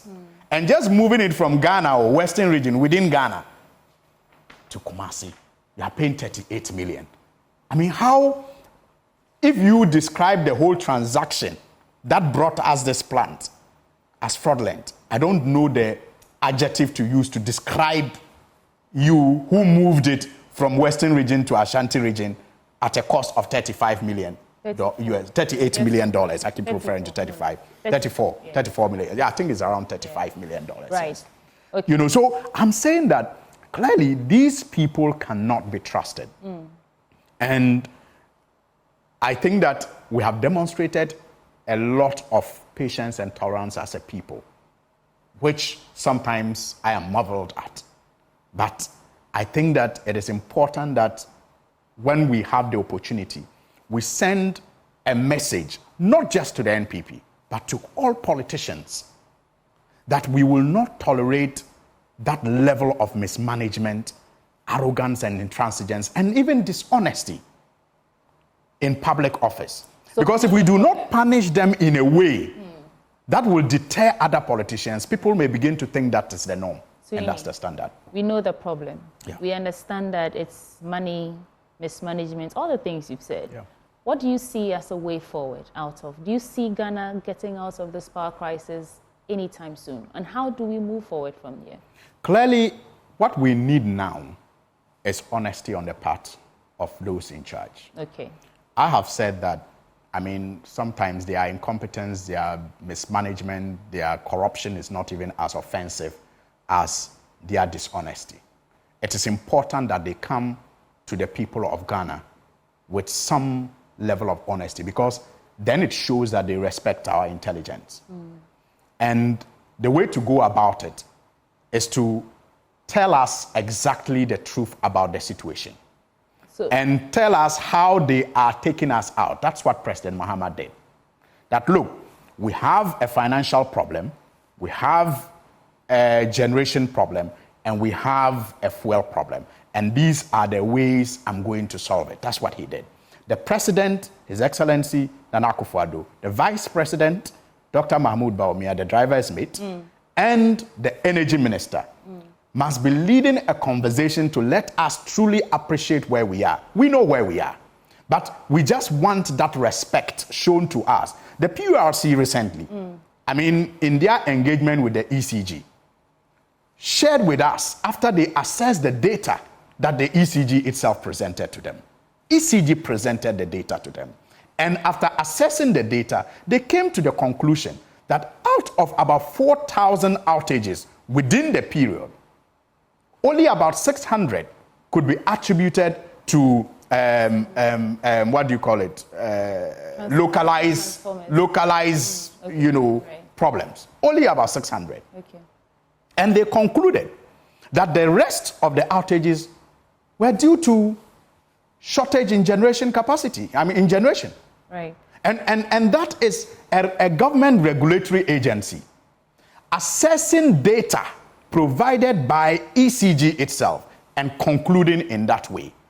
And so it is intransigent. It is inexplainable that people in authority, like the minister and his spokespersons, will continue to deny this obvious fact. It is insulting to us as a people. The opportunity to get answers from the minister. Before Parliament went on recess, you were trying to get the minister to, face Parliament and give you answers on some of these issues. Do you think you've missed that window? Because as it stands now, even GRA-SML has written to the minister. The minister himself have had calls for a timetable. You know the responses that he has given us. You think he says we should develop our own timetable. Yeah, so the arrogance. How do we get him back to... I haven't missed that opportunity, but you see, that's why I'm saying that it is important that they come to the table with some level of honesty, because that shows respect to the people who put them in authority. Okay. Look, before Parliament went on recess, we are right. I raised this issue and requested the Speaker to direct the Minister of Energy to appear before Parliament to brief the nation on the energy situation. The majority leader resisted that call and suggested to me to file an urgent question instead. I knew it was part of the tricks to, absolve the minister from the responsibility of telling us what the true situation is. Right. But after back and forth, and I noticed that the speaker agreed with my call, but was also, because of leadership respect, yielding to the proposal by the majority leader, he's kind of, I would say, persuaded me to file the urgent question. I'm telling you, and I did. Right. I filed the urgent question, and guess what? From the week I filed the urgent question till the time Parliament went on recess, the minister deliberately avoided coming to Parliament. And so the question was on the order paper all the remaining days until recess, but the minister was never available to field that question. Why? Because it is part of that plan not to tell us the truth, and that for me amounts to disrespecting us, for which we must hold them responsible for. And no wonder that after we go on recess and the media accost him, he tells us that we can all draw our own timetable.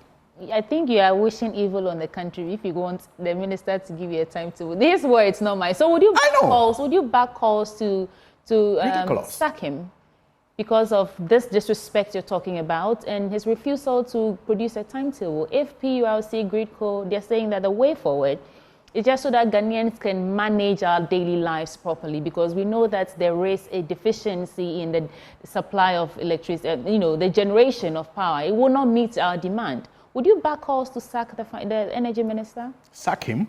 Yeah. Why don't we just sack the government? I wish we could, even before December, because this is bigger than just one person. The mess is bigger than just one person. How long has he been energy minister for? And we all know that this also has a financial implication. And we know the dire economic situation that we find ourselves in as a country. And we know what led us there. Mismanagement, poor decisions. Okay. Decisions that only NAPO didn't take. Decisions that were taken at the economic management team meetings, chaired by Dr. Mahmoudou. And so clearly, Sacking one person, in my view, is less of a solution compared to sacking the whole administration. Okay. Let's stay on Parliament, but let's move away from this power crisis. There's this ongoing tussle between the legislature and executive on this proper human rights and proper Ghanaian values, the anti-LGBTQ bill. Right. How do you feel about where we are right now? Do you think the sponsors of this bill are satisfied? The number of cases ongoing back and forth in courts. Do you think Parliament, number one, is doing enough to ensure that the bill reaches the desk of the President? And what are the sponsors doing about this impasse? For our sponsors, we are very proud of the Ghanaian people. We are very proud of all the stakeholders who came together to give us the support and the encouragement needed for the bill to be passed.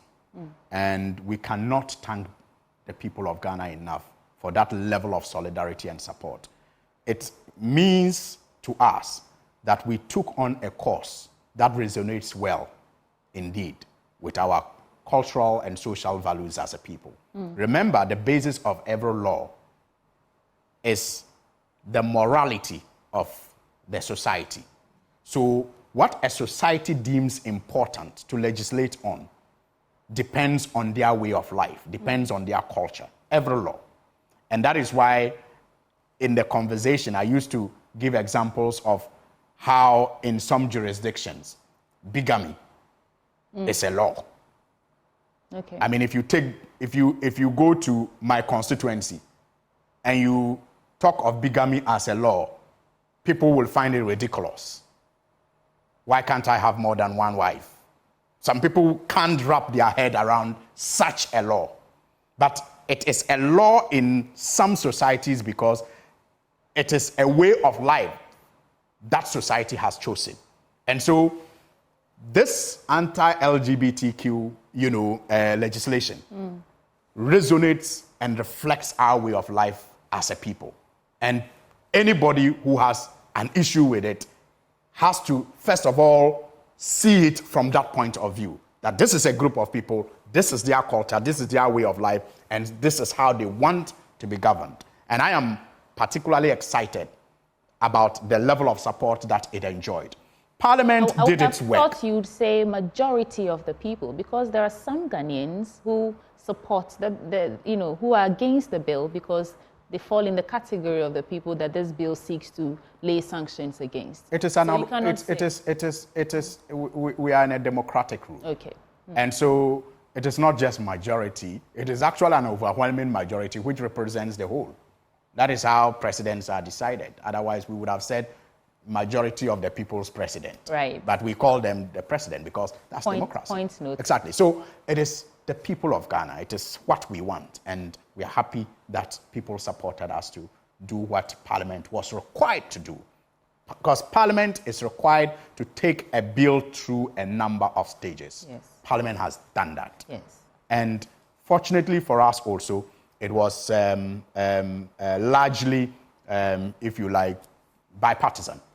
It enjoyed the support of both sides of the House. Right. And it went through all the processes. In fact, it is the bill that received the largest number of inputs by way of people sending in memos and all of that. Okay. And we are proud of that. Okay. Now, the problem is with the attitude of the executive. And that is what we need as a people to begin to assess critically and thoroughly.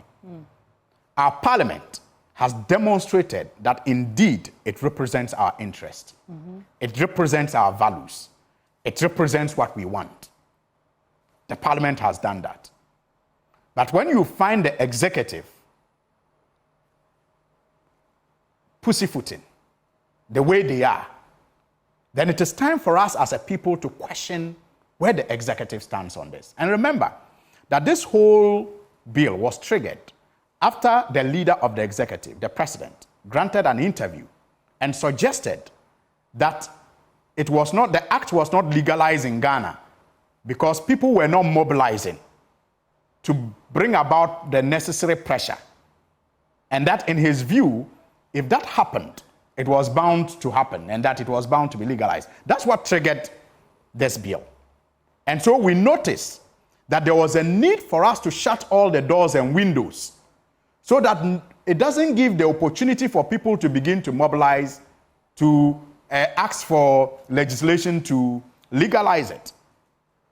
So when you have him, again, after Parliament has finished its job, meet the international community and lie to them about a pending case that was making it unable for him to take a decision on the bill, then you wonder where he actually stands, where he and his government stands.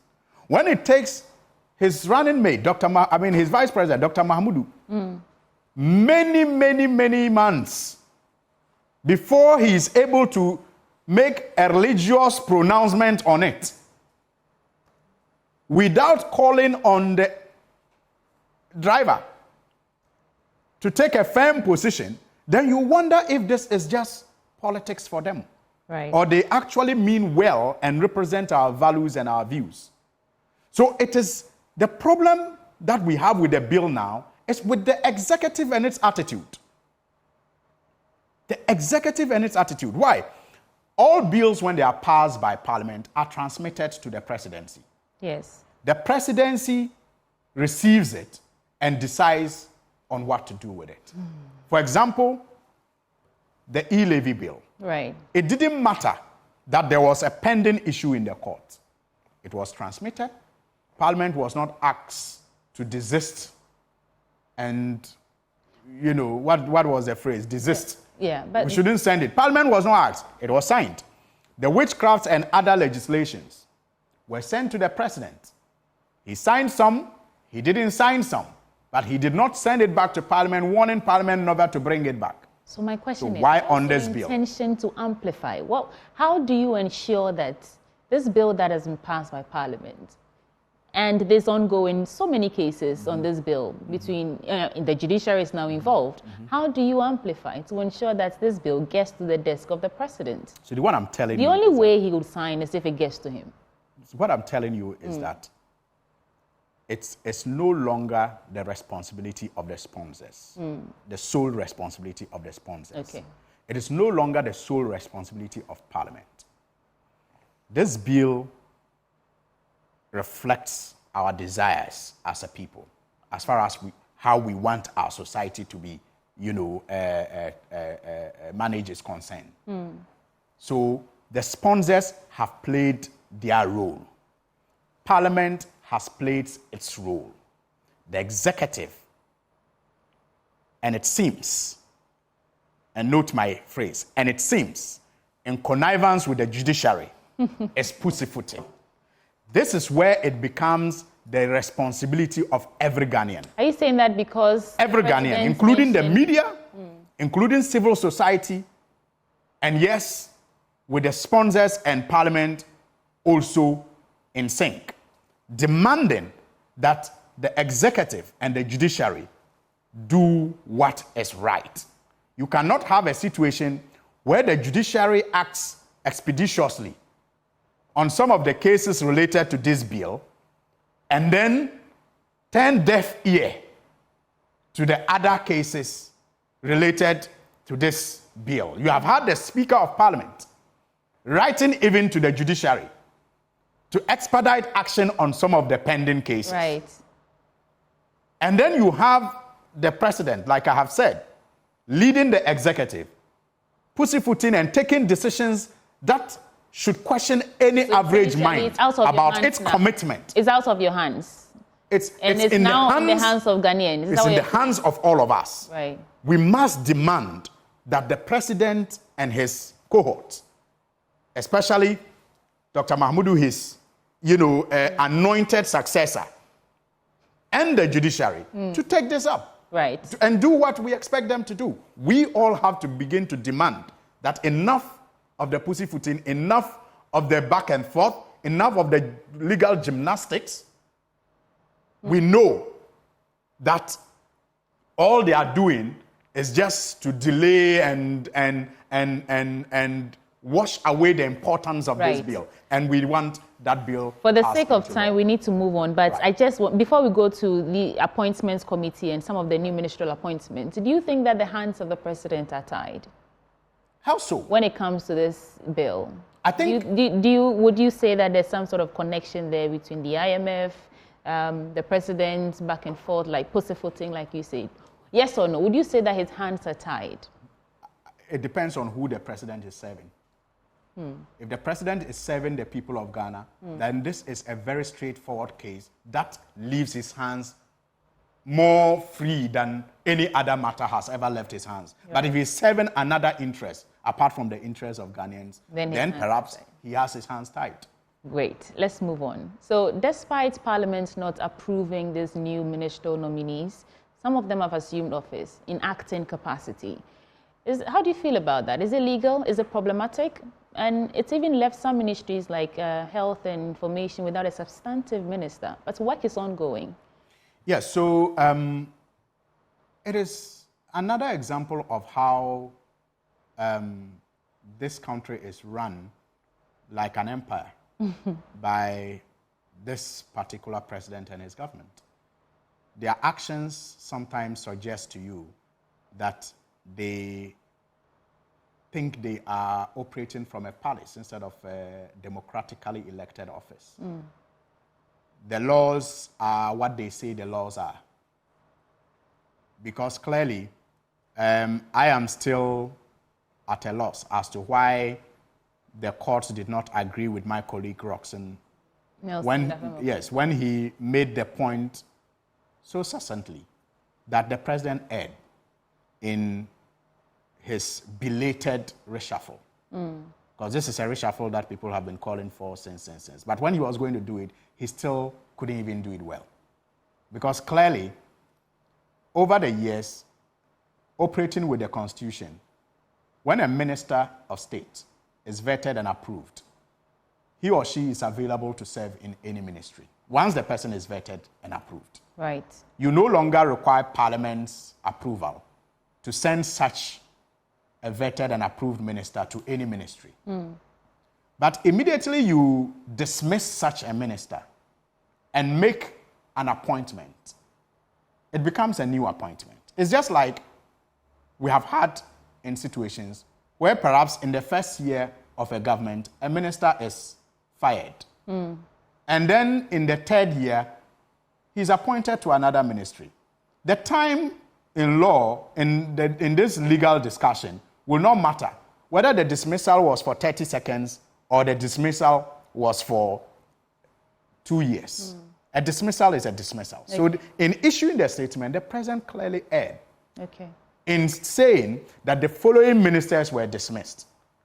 And then in the next paragraph, you now appoint them to new ministries. That was wrong in law, just like the letter the secretary again wrote to Parliament asking it to desist from bringing it a bill. But it all ties into that empire mentality, that palace rule mentality. So clearly, I believe that my colleague Honorable Roxanne was correct in law when he argued that those ministers who had their names in the dismissed list had to go through vetting again. He was right, in my view. But, well, it's in the bosom of the courts. But I say that the president, yes, has some powers to even write to ministers or to people to be caretaker, to play a caretaker role at certain ministries. I haven't seen any letter to that effect. But I have seen, like you have also seen, some of them are working, playing the caretaker role. And like I said in the case of the LGBTQ, there's too many things that makes you wonder if the executive is not acting in connivance with the judiciary to just bastardize our laws in this country. And that, for me, is a threat to our democracy. If we allow that kind of mentality by our actions, that kind of perception by our actions and deeds to fester, it threatens our democracy. Then people begin to think that the rule of law has become the rule of the mighty. And once it becomes the rule of the mighty, they will want to test it. And you do know that the people in power are not as powerful as the power of the people. Is that not why you are there? Is that not why we've elected you as members of parliament, even in minority or in opposition? What are you doing? You've said so many things about how the president is ignoring rule of law, and bastardizing our laws, including, I mean, I've said a lot of things. You cannot be blameless. I'm saying that I've said a lot of things. Yes. And in the lot of things, what we have been doing as parliamentarians and parliament is part of that. I just told you how we went to court. Yes. Our colleague went to court. Yes. You also mentioned that about the LGBTQ is out of your hands because you've done your bit. But if you say you've done your bit and you're just folding arms and watching. I didn't say I'm folding arms. I didn't say you said you're folding arms. Okay? What I said, and let me repeat that. You see, we all have our roles cut out. There are some roles the general public cannot perform, like they can't sponsor a private members. Right. And so when a matter is important, you will expect your parliamentarians in opposition, in government, to sponsor a bill. We did that. That's our responsibility. You will expect them to shepherd it through all the processes for it to be passed. We did that. Okay. You will expect that parliament will play its role by transmitting it to the presidency. They did that. Okay. Now, if the executive, which is working on our behalf, which is paid by our taxes, is failing to play their role, at that point, we don't continue to demand that Parliament and the parliamentarians continue to do something about it when we are not joining them to do something. So I'm simply saying that it has become a shared responsibility. And that is why, again, I said in the case of the seeming connivance between the judiciary and the presidency, that Parliament can play a role.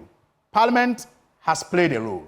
We've gone to the courts, we have tested the laws, the courts have ruled in some bizarre circumstances in some ways, but as law-abiding citizens, we will continue to advocate, and that's one other role of parliamentarians. Okay. We'll continue to do the advocacy.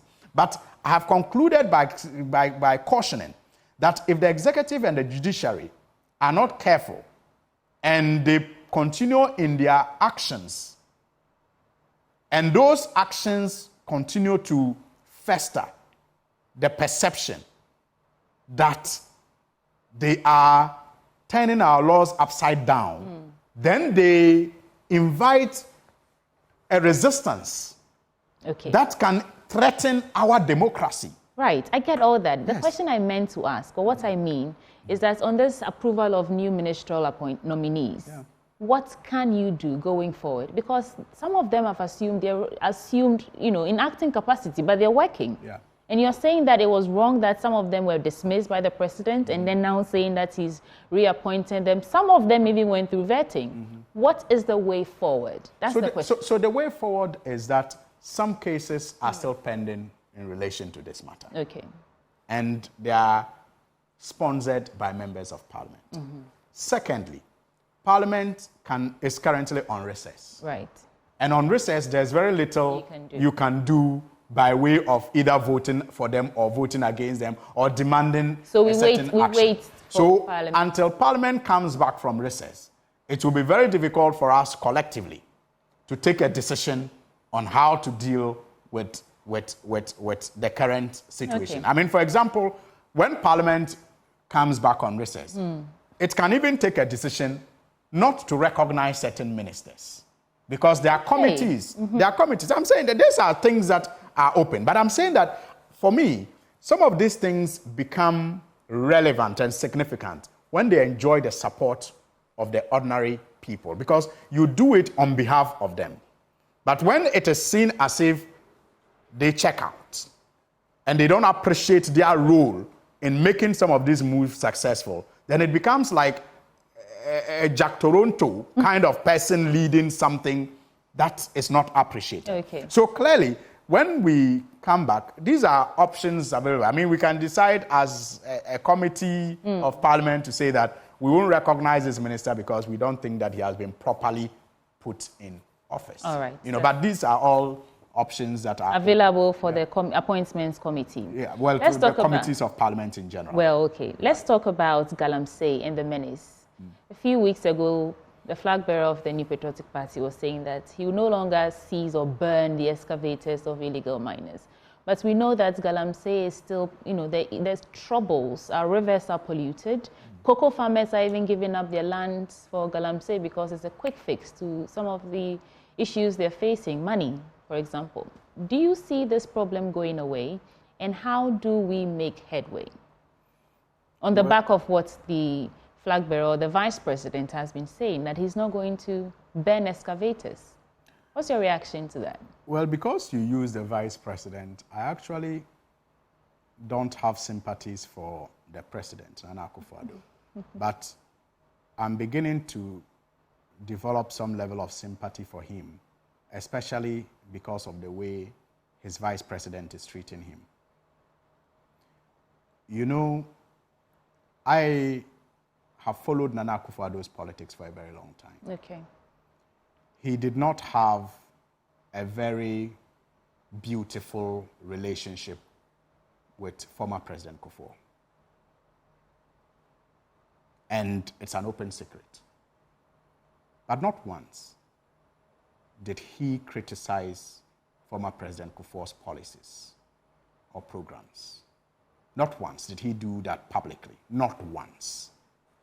That, for me, is a mark of a comrade, one that appreciates relationships, even when those relationships are not in the best of form.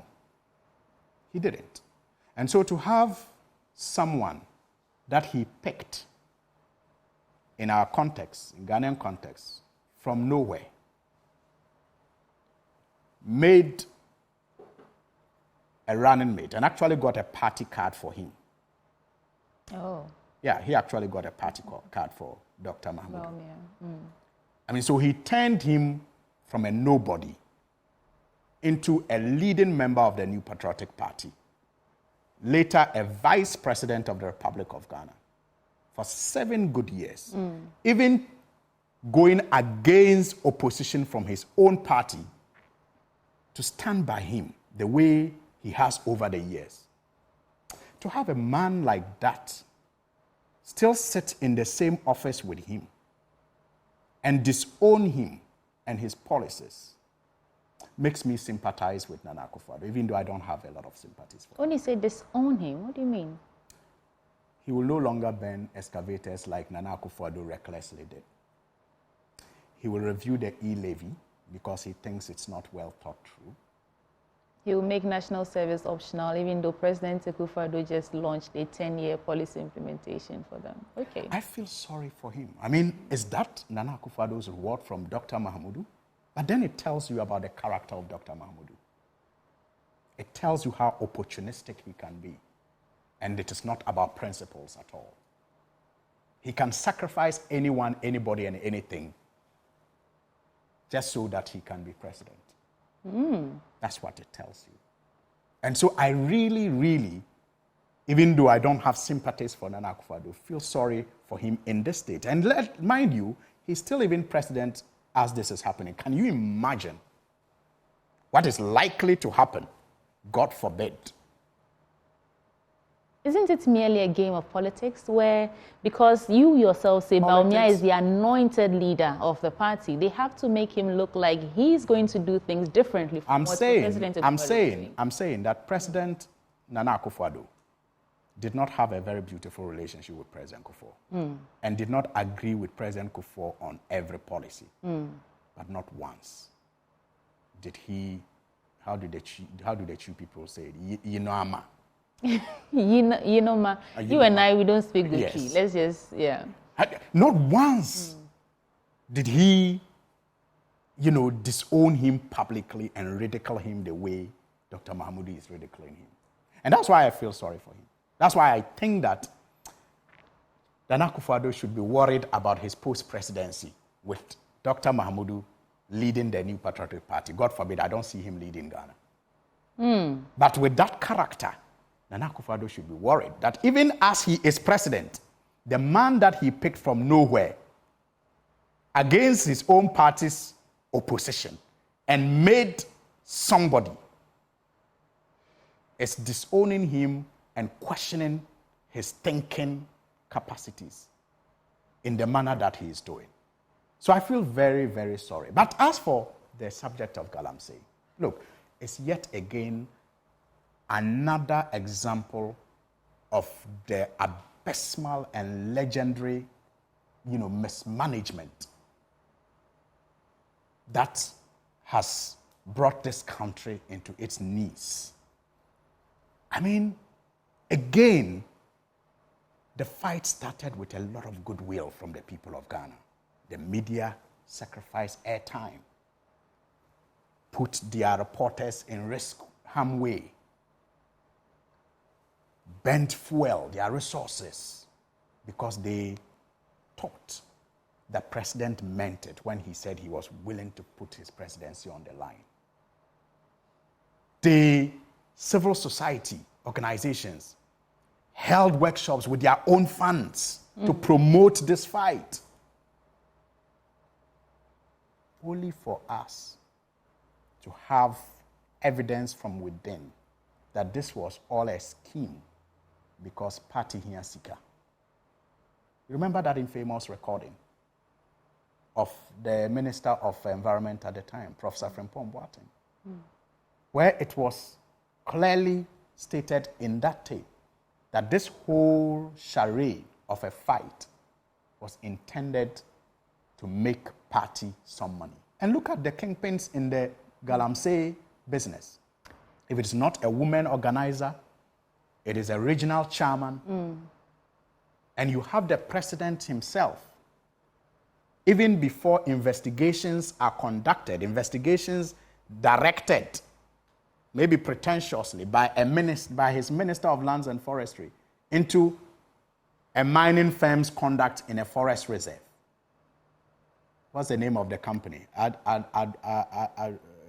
Wintumi's company, something. We need to wrap up. Even with that, the president comes out to defend that mining company. Right.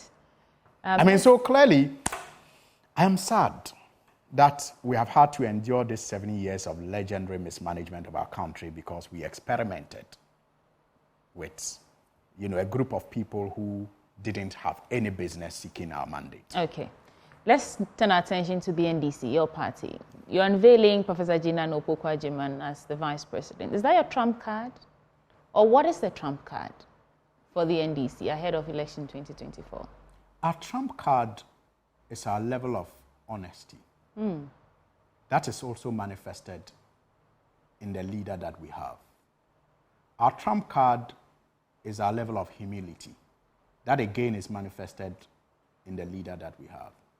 Our trump card is our consistency in prioritizing the most important things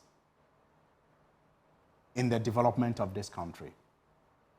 That is manifested in our track record under President Rawlings, under President Mills, under President Mahama. Okay.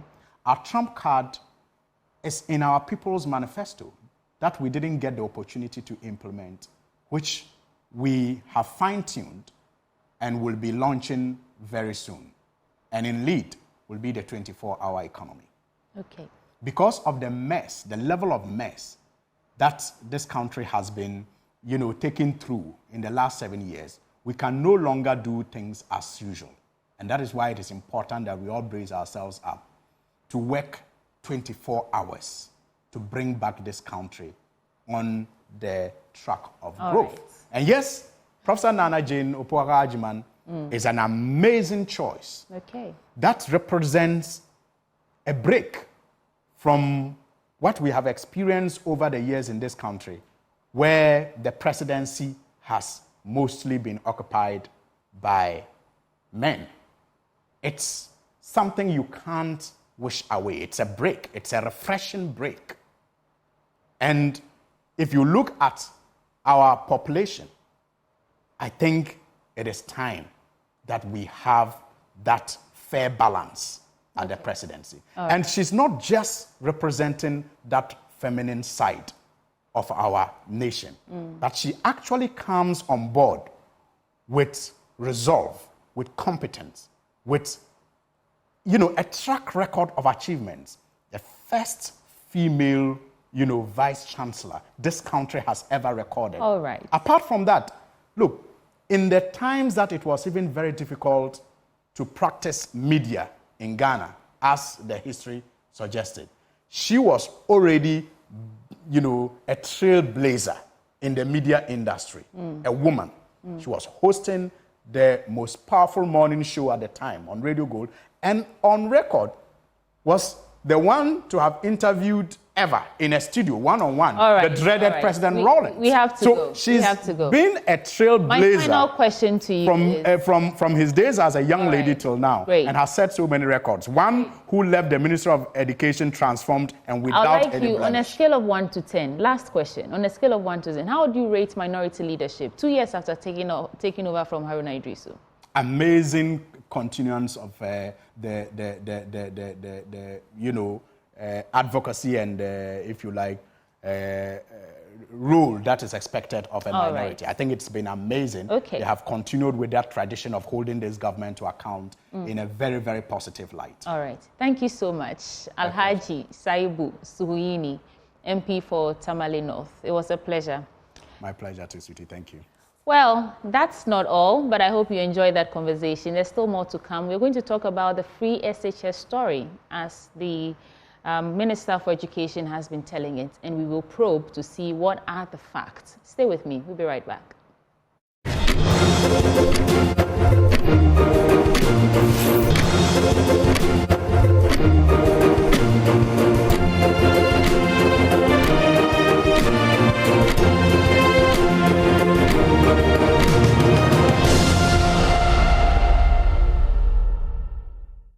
The Free Senior High School is nearing a decade of implementation, and according to the Education Minister, Dr. Cedi Depreciation, while infrastructure remains a challenge, government is committed to fixing that and eroding double track in all schools.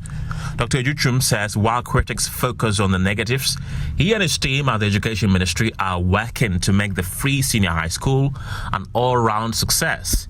I hear all the time people talking about the Free Senior High School, and they don't tell the story of the children who were here.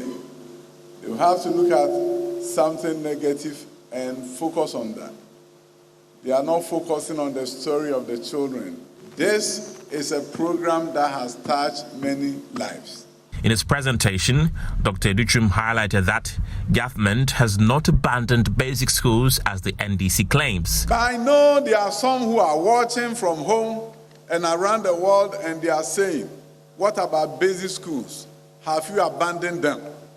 So they will say, yeah, we'll give you credit. You've done well with senior high school. But if you abandon basic schools, children are sitting on the trees, and you're talking about drones. To them, I have a response.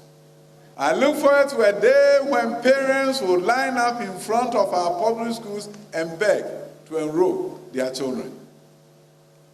That is the day. And it will soon come. And it has begun under Nana Addo Akufo-Addo. Let me move. This is your junior high school.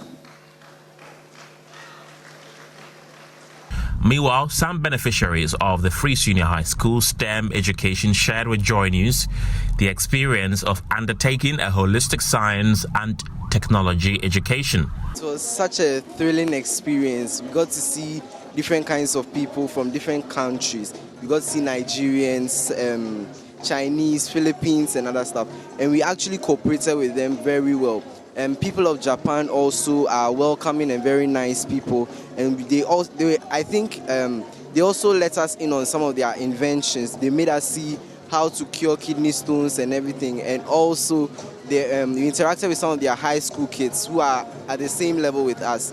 And then our interactions with them were actually quite impressive. And for our school, we will be inventing an airplane very soon, because we've seen that it's quite an easy mechanism for some aspects of it. So very soon we'll be implementing an airplane and many more. And for sanitation too, we are also developing, with the help of our team, we are also developing various ideas. So very soon you'll hear from us. The Education Ministry believes in the new policies it continues to put in place in the implementation of the Free Senior High School Programme, which they say will fix its challenges and deliver on quality education outcomes.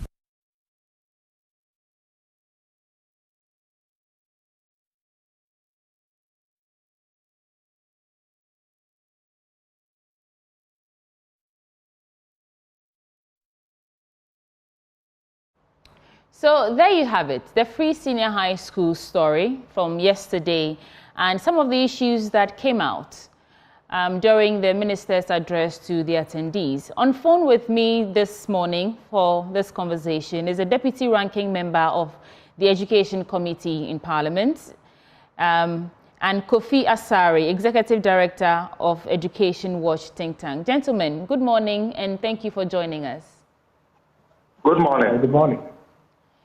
Well, I don't know if you watched what the minister was saying, but one thing that stood out for me that I want to pose to both of you is that we are focusing on the negative aspects of the free SHS policy instead of the many benefits that the policy is offering Ghanaians. Please, how does this sit with you? Starting with Mr.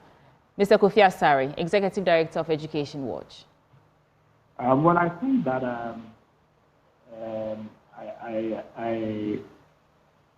I disagree with the minister on that. In spite of the fact that it is not the work of civil society organizations to be touting government achievements, every critical and objective observer within the space would appreciate that CSOs have amplified tremendously the impact of the free senior high school on enrollment and on transition between junior high school and senior high school. Indeed, I must admit that some of the evidence of impact that have been generated and well disseminated were actually researched with our own funds, CSO funding and disseminated, and not even by government. And the dimension of impact being brought about the discussion, especially research government. Equitable access in free high school, etc. Are all schools and disseminated, not by. So I disagree with many that the focus for years. Dr. Kofi Asare, if you can hear me, your sound is a bit unclear. So can you readjust and then take the last bit of what you were saying? Oh, all right. I think we lost him. But Dr. Clementa Park is also on the phone with us. Dr. Clementa Park, What are your thoughts? Do you think that we are only focusing on the negative aspects of this free SHS policy? Hello? Hi, Dr. Clementa Park. Yes, yes. Repeat your question. I'm in a bus. So. Okay, great. So I was saying that the education minister is saying that we only focus in on the negative aspects of the free senior high school policy, as against focusing on the positive aspects like the number of enrollments that we have. How does this sit with you? Well, I disagree with the minister. And I disagree with him because the policy is a public policy. It is supposed to benefit the people of Ghana. And therefore, there are stakeholders. So we have the students, we have the teachers, we have the parents, and we have the broader Ghanaian community. The rest of the stakeholders cannot be wrong in highlighting what the minister says are negatives. In fact, I am even surprised that the minister would choose to use the word negative. The conversations that have gone on since the coming into being of this variant of the free senior school policy has centered around challenges. And those challenges are self-evident. So when stakeholders speak to the challenges to do with inadequate academic and residential infrastructure, inadequate furniture, challenges to do with the food arrangements. I don't think that is wrong, because these are the realities. And we speak to the challenges because it is our expectation that those challenges will be addressed holistically. And so I disagree with the minister when he says that we focus on the negatives. Nobody is speaking about negatives. We speak to challenges. And I think it is rather unfortunate that the minister sees the attention that we are drawing to the challenges with the hope that collectively we can address them to even make the program better as negatives. So I disagree with him entirely. Right. We have Mr. Kofi Asare back joining us. Mr. Asare, please finish making your points before your line went off. Yeah, the point I was making is that, yes, there may have been some emphasis on the issues. CSOs have researched much deeper into various dimensions of the impact of the policy on enrollment, on equitable access, etc., etc., and gone to the extent of feeding the ministries some of this evidence to inform policy strength and order. I see every effort to identify a dimension of the challenge and then advise the ministry on how to be equitable access. The plan talking about the mind. In the sense, it does not represent at the moment indicated that one, that the broad aim financial access, the poor, so that the poorest poor who have communication in view of the ability to for months so that will now school. Mr. Kofi Asare, unfortunately, your line is still not clear. We are struggling to hear you. Can you reposition and try again one last time? He's gone off again. But let me come back to you, Dr. Clement Apart. When I'm done, I'll signal him. I'm doing an interview. Say again? Yes, I can hear you. Go ahead. Okay, so you disagree that we are only focusing on the negative aspects of this policy. So would you say that what remains is a review of the entire policy so that there's clarity on the way forward and how to make it better then? Yes, that is the call that all stakeholders have made except government. Because we all agree that the policy is a good policy, but it is bedeviled with implementation challenges. And these challenges are self-evident. They are known, they have been talked about, they've been canvassed. Parents speak to them, students speak to them, headmasters speak to them, masters speak to them, and all boys and girls associations speak to them. And that is why we have said that, look, having implemented a program of this nature for this long, it is time to review it.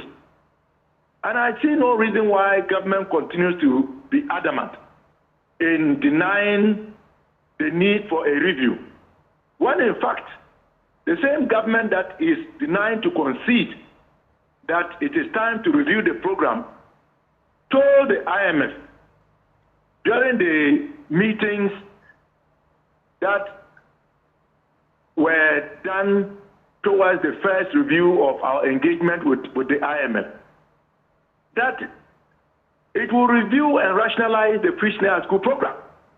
So if government can admit this to the IMF on page 76, paragraph 47, and the highest government official to have interacted with the IMF is the flag bearer of the NPP, then why are they failing to do the needful as we've all been calling for? So this duplicity and double standard is one of the reasons why we have a challenge with the posture of this government. On the one hand, you agree that the program has negatives. You admit to the IMF that you will review and rationalize it. But on the other hand, when it comes to Ghanaians, you seem to tell us that the program should not be reviewed, it should only be improved. How do you improve a program without a review? And these are the questions that we ought to be asking government, and in particular the minister. Right. But Dr. Clement Park, you are deputy ranking member on the Education Committee. How do we amplify or escalate? How do we ensure that the government listens to the call of CSOs and other relevant stakeholders to review before improving, as they say, or as they said yesterday, that they're going to expand infrastructure and all that? How do we make them listen to the call of the Ghanaian that we need a review? From where you sit. Well, simply, we have a government that is impervious to public opinion and to the demands of the people that it is governing. If not for that, I see no reason why almost every stakeholder in the educational space has called for a review, and yet government remains hypocritically adamant in conceding the fact that for a program that has been in existence for almost a decade, to quote the minister, calling for a review is something so damaging to do. But you see, my problem then is, if you are telling us that the program should be improved and that there is no need for a review, which I disagree with, because anyone who knows about policy formulation and implementation will tell you that at the very minimum, by the third to fourth year of implementation of a new policy, you ought to review it. You then turn around and tell the IMF that you review and rationalize it. So why wouldn't you do what you have told the IMF that you would do, which is what we have been calling for? But you see, I am a politician. I represent a political party. Our position on this issue is very clear. Our flag bearer, John Dramani Mahama, has said it time without number, that he would constitute a national stakeholders forum as a first step towards a review of this policy or the program to make it better. Because there is no reason why, for example, we should still maintain the current arrangement where feeding arrangements are entrusted into the hands of the buffer stock food company, where we have suppliers shortchanging the schools.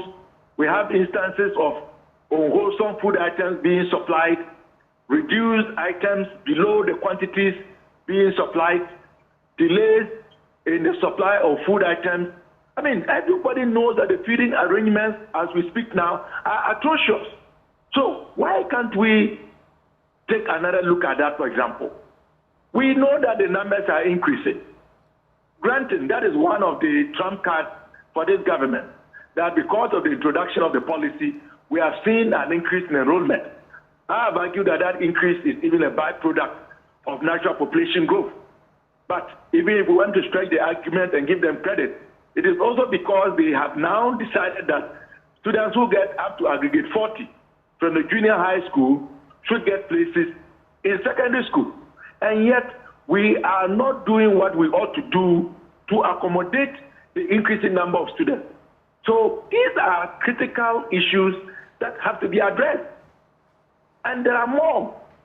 For example, why are we excluding the participation of private schools in the delivery of the secondary system, which in itself would be a way to reduce the numbers which are now putting so much pressure in the limited facilities and amenities in our boarding schools?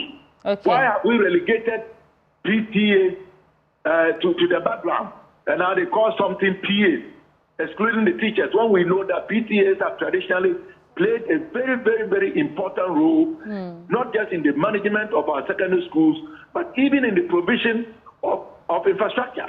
Okay. So there are so many reasons that would justify the call of a review. And government ought to do the needful by being bold and honest to the people of this country, just as it has been honest to the IMF in admitting that it will review and rationalize the policy.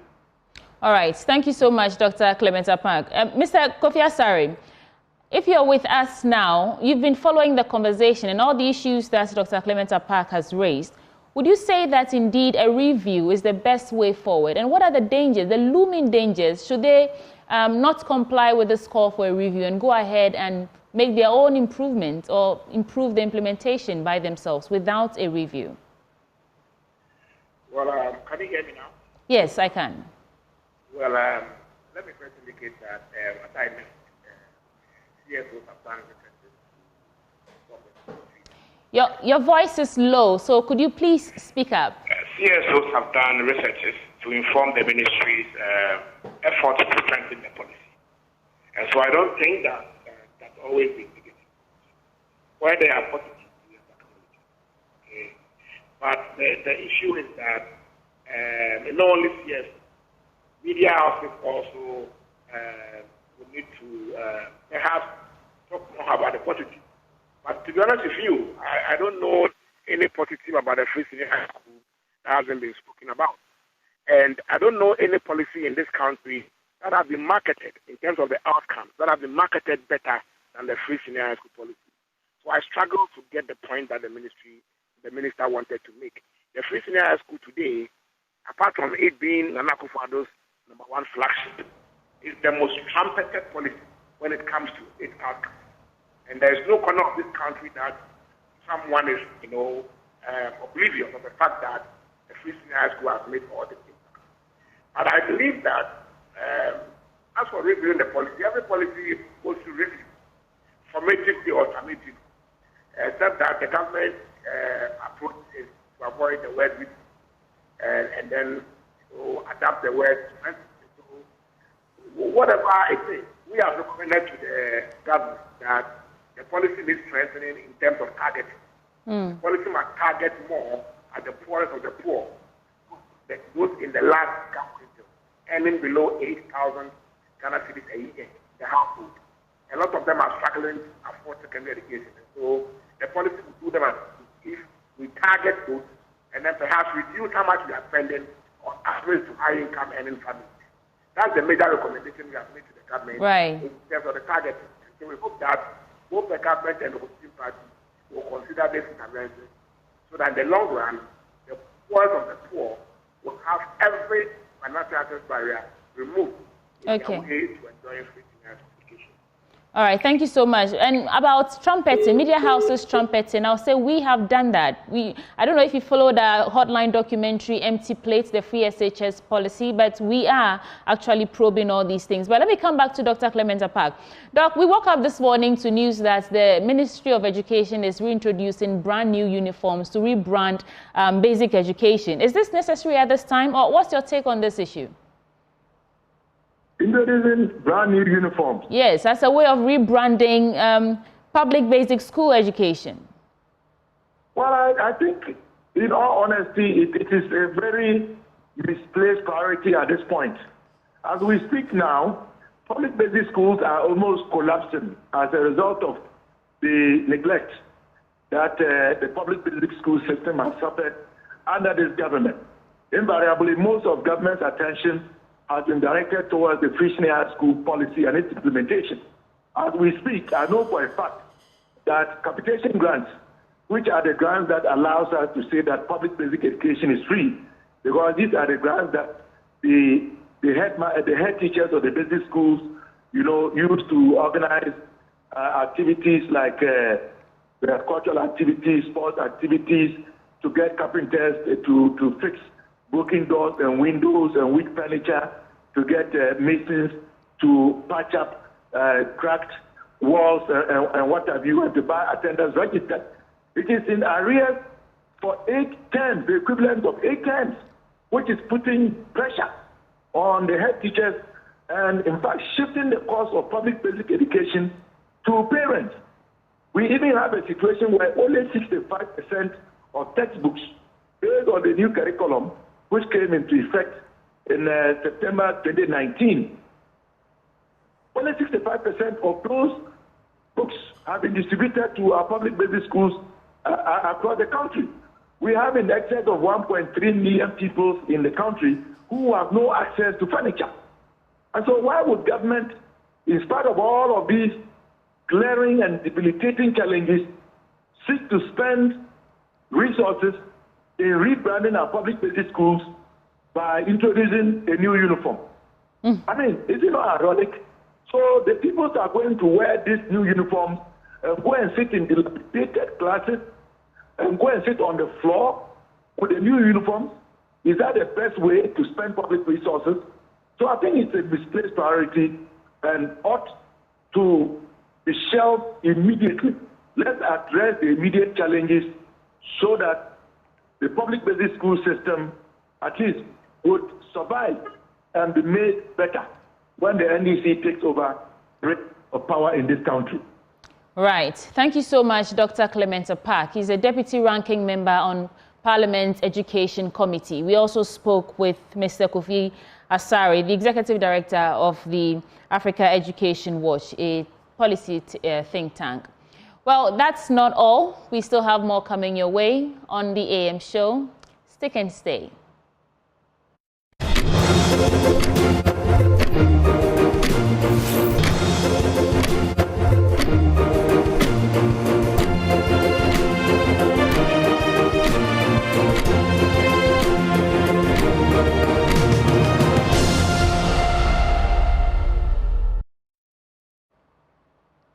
Welcome back on the AM show. So our head of the research desk, Kofi Addo, joins me now in the studio to give us an in-depth analysis and understanding of the issues actually causing these erratic power outages in the country. Kofi, good to have you in the studio. Good to see you. Great. So if I understand correctly, our issue is money. Yeah. What does this mean? Well, so we got this inference from the Energy Sector Outlook, published by the Ghana Energy Commission.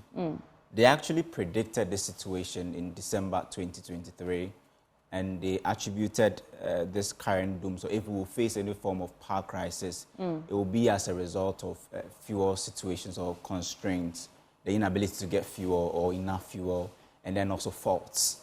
This fuel to power the thermal plants to supply electricity. Exactly, because they estimate that in 2024, about 64.4% of our installed capacity or dependable capacity will come from thermal plants, and they will need fuel.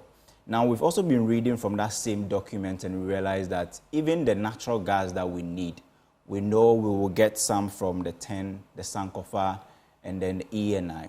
But the remaining amount is about, I think, more than 60-something MFSQ will come from Nigeria. We do not know if we have the money to buy it at the moment. But the Energy Commission estimates that we will need about $1.14 billion to buy fuel, to power the plant. And we did the math yesterday. It simply means that if you need $1.14 billion, then you need about $95 million every month and about $3.2 million every day. We know we don't buy fuel cash and carry, but when you begin to rack up debt and then your arrears are so huge, it affects the probability of you getting, additional consignment and paying back later. But why are we in this situation? That same Energy Commission report says that they did not anticipate we, importing power this year. But when we do not resolve the issues resulting as a result of faults and then also fuel challenges, we may have to import power in 2024. That's according to the Energy Commission. Okay. Now, usually when we find ourselves in such economic constraint or fiscal constraint, we have some sources that we fall on to bring in the money for us to do the purchases. The first or the primary source should be collections or revenue from ECG, so that it will be distributed under the cash waterfall mechanism. Yes. But as we understand, ECG is currently not collecting the amount they are supposed to collect. And at every point in time, there are shortfalls that government will have to come in to support. The Finance Ministry estimate that this year, the collections in the energy sector will have a shortfall of more than 23 billion Ghana cedis. That's about, let's say, $1.8 or $1.9 billion. Who is going to pay that money? And the reason why we had reliable power supply in the last 4 or 5 years was because we had a pool of capital to get money from to do all the necessary purchases. So we had the Eurobond market where we're borrowing $3 billion almost every year to shore up the budget and then also do some sort of purchases. Now that market is no longer there. We were falling on the domestic bonds market to get money. When we're in deep trouble, the central bank will come in to bail us out by buying government bonds. Right. Now they've been asked to sign a 0% financing with the finance ministry. It means that when government is in a difficult situation, the rate at which we were getting money from the Bank of Ghana 2 or 3 years ago will not be the same thing now. That's what you mean by the 0%? The 0% financing. Tolerant financing. Yes, so it means that when we are in a very difficult situation, Bank of Ghana cannot come in to bail us out like the way they did in 2022 and some part of 2023. Right. That restriction has been put in place, and they are not really financing. So it means that currently, whatever you spend, you must be willing to generate it. That's why we introduced the automatic tariff adjustment, but that has been in operation, and we are in the second year, and we've seen that's not working because ECG collects all the revenue in cedis, and by the time they are about to pay their debtors and all of that, they pay them in dollars. They do almost all their operation in dollars, and the exchange rate situation affects ECG a lot. So they will collect all right, but when you put it on the altar of exchange, that money reduces, and there's always some shortfall that they have to. So that's what accounts for the shortfall in the payment of the various key players in the cash waterfall mechanism. Yeah. So one, ECG is not collecting enough, or the amount required. PRC set a threshold of, I think, about 98% of collection. But I think the first 3 months of this year, they were expected to collect some 8 billion Ghana cedis. They ended up collecting only, I think, 4.9 billion Ghana cedis. So that shortfall is where the finance ministry must come in. And we understand that since August 2023 to now, the finance ministry is supposed to pay some 1.3 billion Ghana cedis to shore up or to close that gap so that we can have reliable supply. But the PRC says that the finance ministry since August has not, complied with this form of top-up role that they have to perform under the cash waterfall mechanism. So simply because they don't have the money. They don't have the money. I mean, the finance ministry also depend on Bank of Ghana, the bonds market, the treasury bill market, the euro bonds to get money. Right now, all those sources have dried up. So where are they going to get the money? And already we are running a budget deficit of more than, I think, 50 billion Ghana cedis. And we are trying to find money to close that gap. So it's a very difficult situation that government finds itself in at the moment. And we are hoping that maybe the IMF money and other monies will come in so that they can have that breathing space to do some of these things. But even if the IMF money comes in, that's just to solve our problem for a year. Every year on, we need to cough up about $2 billion? 1.1, and in next year, for instance, to go up because it wasn't the same last year. So every year or each year, that money we need to buy fuel will go up. So we have the crude at the moment, but the Energy Commission actually, anticipated that we're not going to get more output like the way we got last year. And so that crude that we have is the same crude that we get the natural gas and other things from it. So when the crude is down, then it means that the probability of you getting the natural gas out of it, so the TEN, the Sankofa, and the ENI all getting the required gas for us to power plant reduces. And you need to depend on the West African gas pipeline, which is Nigeria, to get the remainder or the gap. And now we know we are owing WAPCO. And it's not really been that smooth operation or discussion with them because of the huge amount of arrears. We know that I think at the beginning of the year, they closed the pipeline because of the huge arrears that we had. It took government some sort of negotiations and to pay up some monies upfront before we got the pipeline open once again. So it's simply a monetary issue, and we are hoping that we'll get the money to solve the problem. So we don't have money to buy gas to fuel our plants. What can we do? Well, at the moment, I do not know what government is doing, but yesterday we heard that the president has directed that they, some sort of reverse, some of the gas should be, redirected to some of the power plants, especially Sonona Sogli, for them to be able to start producing at maximum capacity. Because currently, there's a shortfall, and that shortfall must be explained through the plants all operating at maximum capacity for us to get the needed dependable capacity for the power or the light to come to our homes. And yesterday I slept in darkness, and you can see that it's really affecting. Wow. So yeah. It's not an issue of faulty transformers. It's not an issue of localized faults, as ECG is saying. It's simply because we need money, which we do not have because we are collecting money in CDs and we are buying or trading fuel and other things in dollars. And so there's that shortfall. The ministry cannot help us. The various mechanisms or ways and means that we would have previously fallen on to help augment these payments have also dried out. Absolutely. So we are just at a standstill.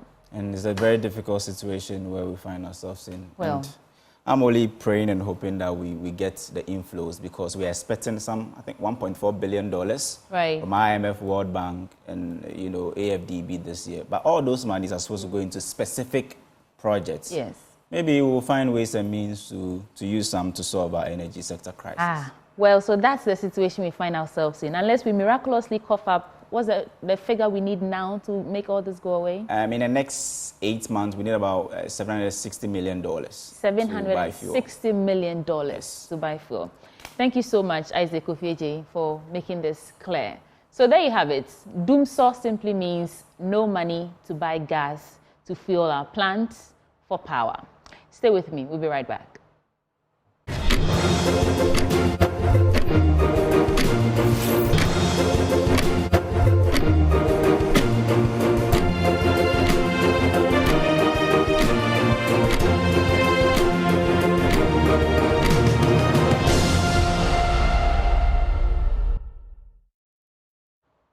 Thank you for staying with us from 6 a.m. till now. There's still a lot more coming your way. It's time now for me to tell you about the National Banking College's 30th anniversary celebrations. In the studio with me to shed light on all those wonderful activities is Nana Kofi Bobie Safo. He's the head of ICT at NBC, and Dr. Francis Mensah Sasaku, the head of risk and regulations at NBC. NBC's National Banking College. Gentlemen, welcome to the studio. Thank you for joining us on the show. Thank you. Pleasure. You feeling okay? Yes. Okay. I mean, you're celebrating 30 years of, existence. How does it feel? Dr. Sasaku. Very interesting. Okay. And good experience as far as good efforts are concerned. So what inspired the establishment of the National Banking College, Nana Bobie? Okay, so the Banking College was set up in 1994 following the request for specialized banking training for the professionals within the industry. So the college was set up to be able to provide these trainings that would improve the capacity of the bankers. And it stands as the first specialized institution that was set up in the country. And over the years, had trained so many bankers. Hardly would you find any banking professional worth its salt who had not passed through some training in the banking college. And we have also improved our offerings just to be able to impact the industry as best as we can. And I'm sure you've evolved, over the past 30 years. So, Dr. Sasaku, can you shed light on some of the milestones that you've achieved in these 3 decades of existence? Yes, we've actually been able to achieve 4 main impactful changes through our cycle over the 30 years. When we began our operations as a specialized training institution, the first 15 years had focused on training senior management teams in the banks. And after the 15 years, the major milestone was a heavy investment by Bank of Ghana and the banks that actually support us in improving the fiscal infrastructure, giving room for us to be able to establish very unique facilities to support our facilitation, such as financial training, labs and others that we've been able to put in place as the first one. The second area had also been our ability to re-engineer and present training program which cuts across the entire governance structure of banks. And currently, we are supporting Bank of Ghana in this effort to ensure that there's appropriate corporate governance training across board in banks. So we are not only training senior managers, we train both the board members. We do board evaluation to strengthen the governance of our banks, in addition to training the people, at the shop floor to cut across, and also the allied firms that fall within the industry. The third area is on collaboration and, to a large degree, adaptation. You see that the banking college provides very unique training in areas based on dynamics in the industry. For example, when the oil and gas area was developed, we pioneered the introduction of energy risk professionals who are now manning key oil and gas institutions in the country. We didn't stop there. We've also moved into areas where risk management became a core area across the financial services sector. So that is why I'm particularly in the area of risk and regulations. Okay. Then finally, because of digitalization and sustainability, we are pushing the agenda to be the first-class institution to train specialist sustainability directors for our banking industry and across board. Finally, we didn't end our scope within local sphere. The fourth milestone had been to move into the regional area of our activity. And for that matter, we've invested heavily in our training systems.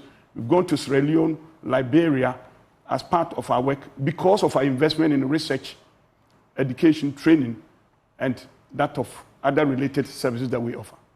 Wow. So you have been at the background making things happen in major sectors of the country's economy. So what do you hope to achieve with this 30-year anniversary celebration, and what's the theme? Nana Bobi. Yes, so we have selected for this celebration, which is quite important to us, the 3 decades of resilience, navigating the future. Is that a theme? Yes. 3 decades of resilience. Okay. Navigating the future of banking education together. Okay. So we are looking at 3 areas. For us, the first part of it is that it is a time for reflection and gratitude. It offers us an opportunity to look at the journey we have taken so far, where we have come from, and then also appreciate the contribution of people who have made it happen. And we have a lot of stakeholders in this business. So we want to appreciate their efforts, like the regulators, considering Bank of Ghana and other allied institutions. Also, the faculty that we have worked with over the period, the people who have, and we use faculty from industry, those who have done it before and they have the experience. So we want to use this opportunity to appreciate them. And then the staff that we work with, want to also appreciate the effort that everybody have put in to bring us to this point. So, and then also want to use this opportunity also to highlight some of our achievements and the challenges we have had to overcome to get here, and to look at the future and where we want to go with all of these. So those are the main indicators. Dr. Sasaku, how are you celebrating? Do you have any fun activities? Do you have any, what's the lineup for this celebration? I think following from our lunch that we'll be doing. When? That will be Friday. Okay. We'll be having other, activities in terms of programs, seminars. Okay. We'll do a walk, health walk, which is very key. Okay. Because of our strength in sustainability, we're going to put more emphasis on that. Then we're also going to have other further interface with our stakeholders who have actually supported us across board to make sure that we create a sustainable win-win situation to ensure continuity. All right. There will also be tree planting that we would have to affect the community that we operate in as well. How do interested persons get in touch with you? If they want to join the celebration or just collaborate with you on any other ventures, how do they get in touch? So you can get in touch with the Banking College through our website. If you visit our website, www.nbc.edu.gh, you can get in touch with us from there. You can also visit us at Airport Residential Area, 3rd Odokwai Street. That's where you will find us. And we are interested also in building partnership that would improve the work. So anybody who finds it necessary to impact and be relevant to the banking industry can get in touch, and we can work together to improve our lot as bankers, and then also improve the economy as a whole. Thank you so much, gentlemen, from the National Banking College and your 30th anniversary celebration. I wish you all the best. Nana Kofi Bobiesafo is the head of ICT at NBC, and Dr. Francis Mensah Sasaku is head of risk and regulations at the NDC. Congratulations in advance.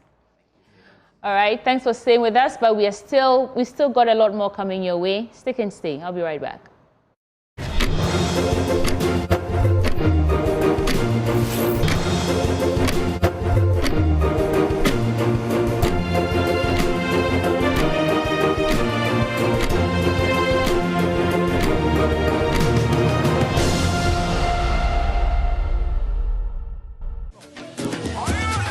The 6th edition of the West African Food Festival, WAFEST, and the 5th edition of Chakugato is here again. Togo will be a basket with food aroma of different food cultures, innovative recipes, and cooking competitions. Come and experience great chefs in Africa. Participating countries include guest countries.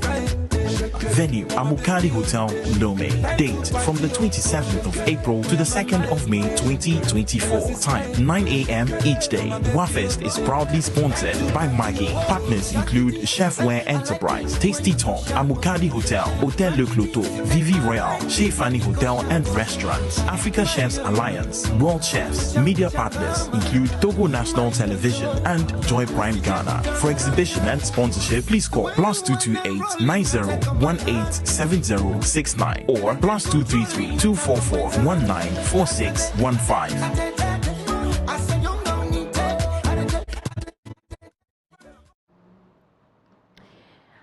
That was fun to watch. The West African Food Festival is a food festival initiated in 2018 by African Chefs Alliance to bring together chefs across Africa to advocate for policies governing food and its consumption within the sub-region.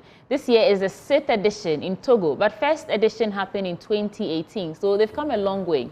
In the studio with me to discuss is Isaac Saki, the president of the Chefs Association of Ghana, and he's the WAFEST initiator. We also have the president of Africa Chefs Alliance, Chef Sean Smith.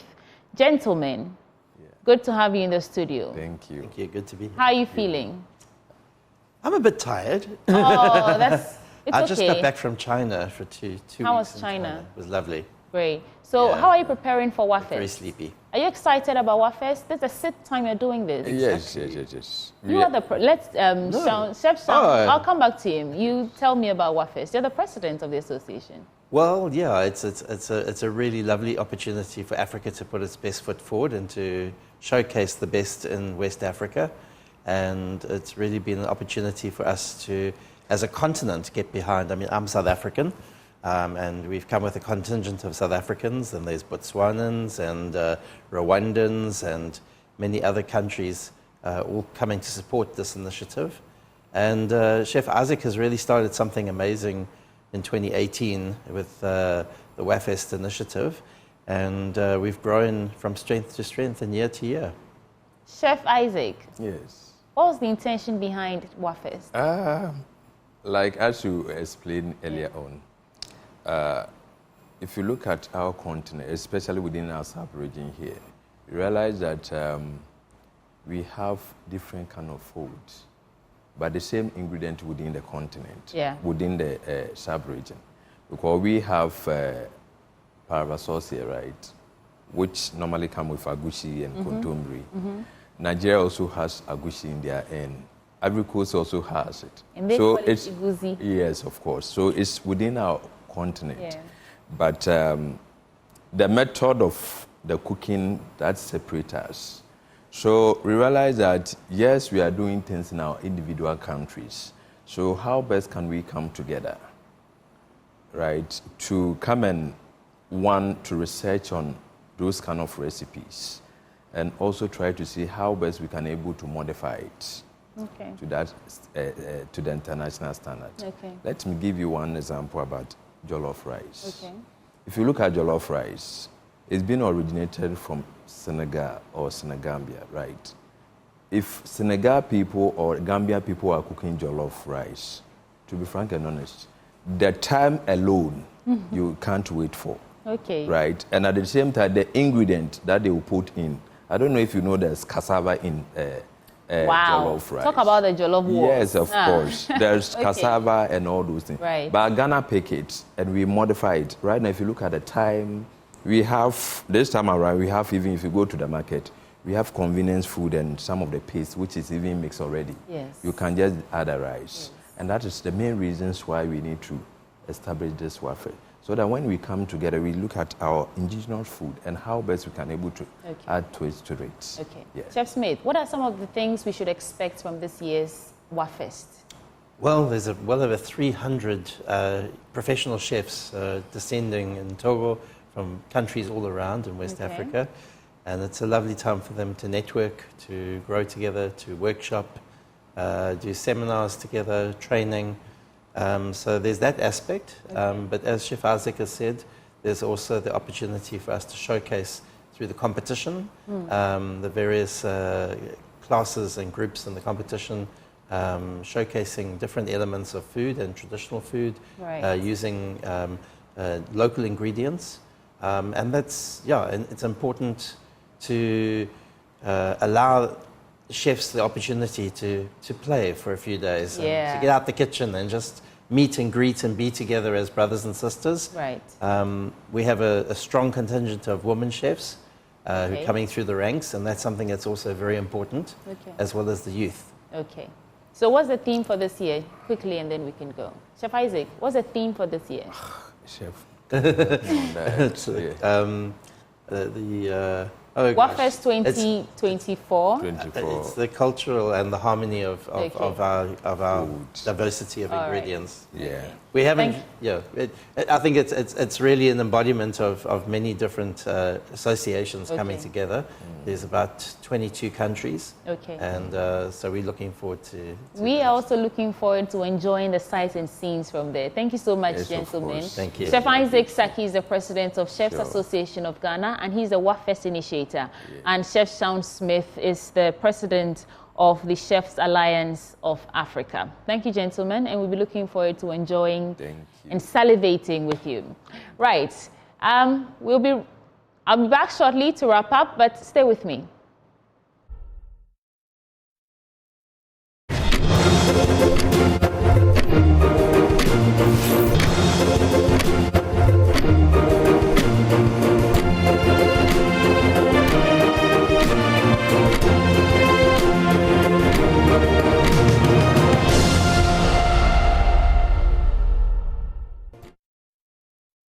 Breaking news. President Akufo-Addo accepts KPMG's advice to end upstream petroleum and minerals audit service provided to GRA by SML. Kofi Eje is back in the studio with the details. Kofi, this is coming in right now. What are the details? So let's start with the findings. So there are about, I think, 6 findings from the SML actually presented in a bullet form by the presidency, and it's on the letterhead of the Communications Directorate, Jubilee House. And let's look at some of the findings.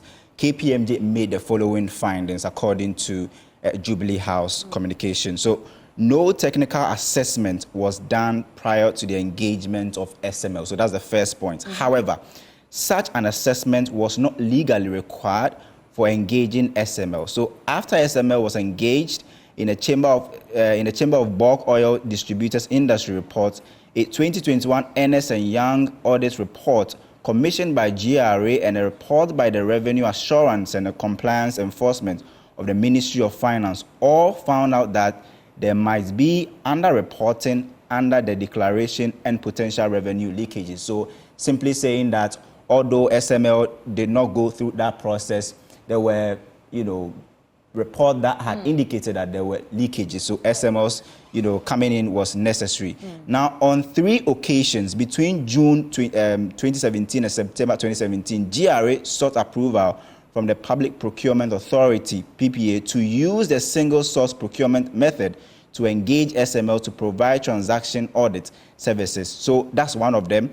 Then you have the third one saying that regarding the transaction audit, KPMG concluded that SML partially delivered the service requirements. However, given the observations made during the investigation, GRA may not have obtained all the expected benefit from the services. So SML is doing some work, but what they were set out to do, the report says that GRA did not get the full benefit out of it. Now, regarding the external pricing verification, KPMG, concluded that SML delivered partially on the service, another one, requirements, and that given the observations made during the investigation, GRA may not have obtained all the expected benefits from the services. Now, let's go to some of the recommendations. We have to bring this back in our subsequent bulletins. Absolutely. Because our time is up. But this is interesting and it's developing right now, so we'll keep you updated in our subsequent bulletins. But this is where we have to end for the AM show, the Wednesday edition of the AM show with me, Sweetie Abochi. But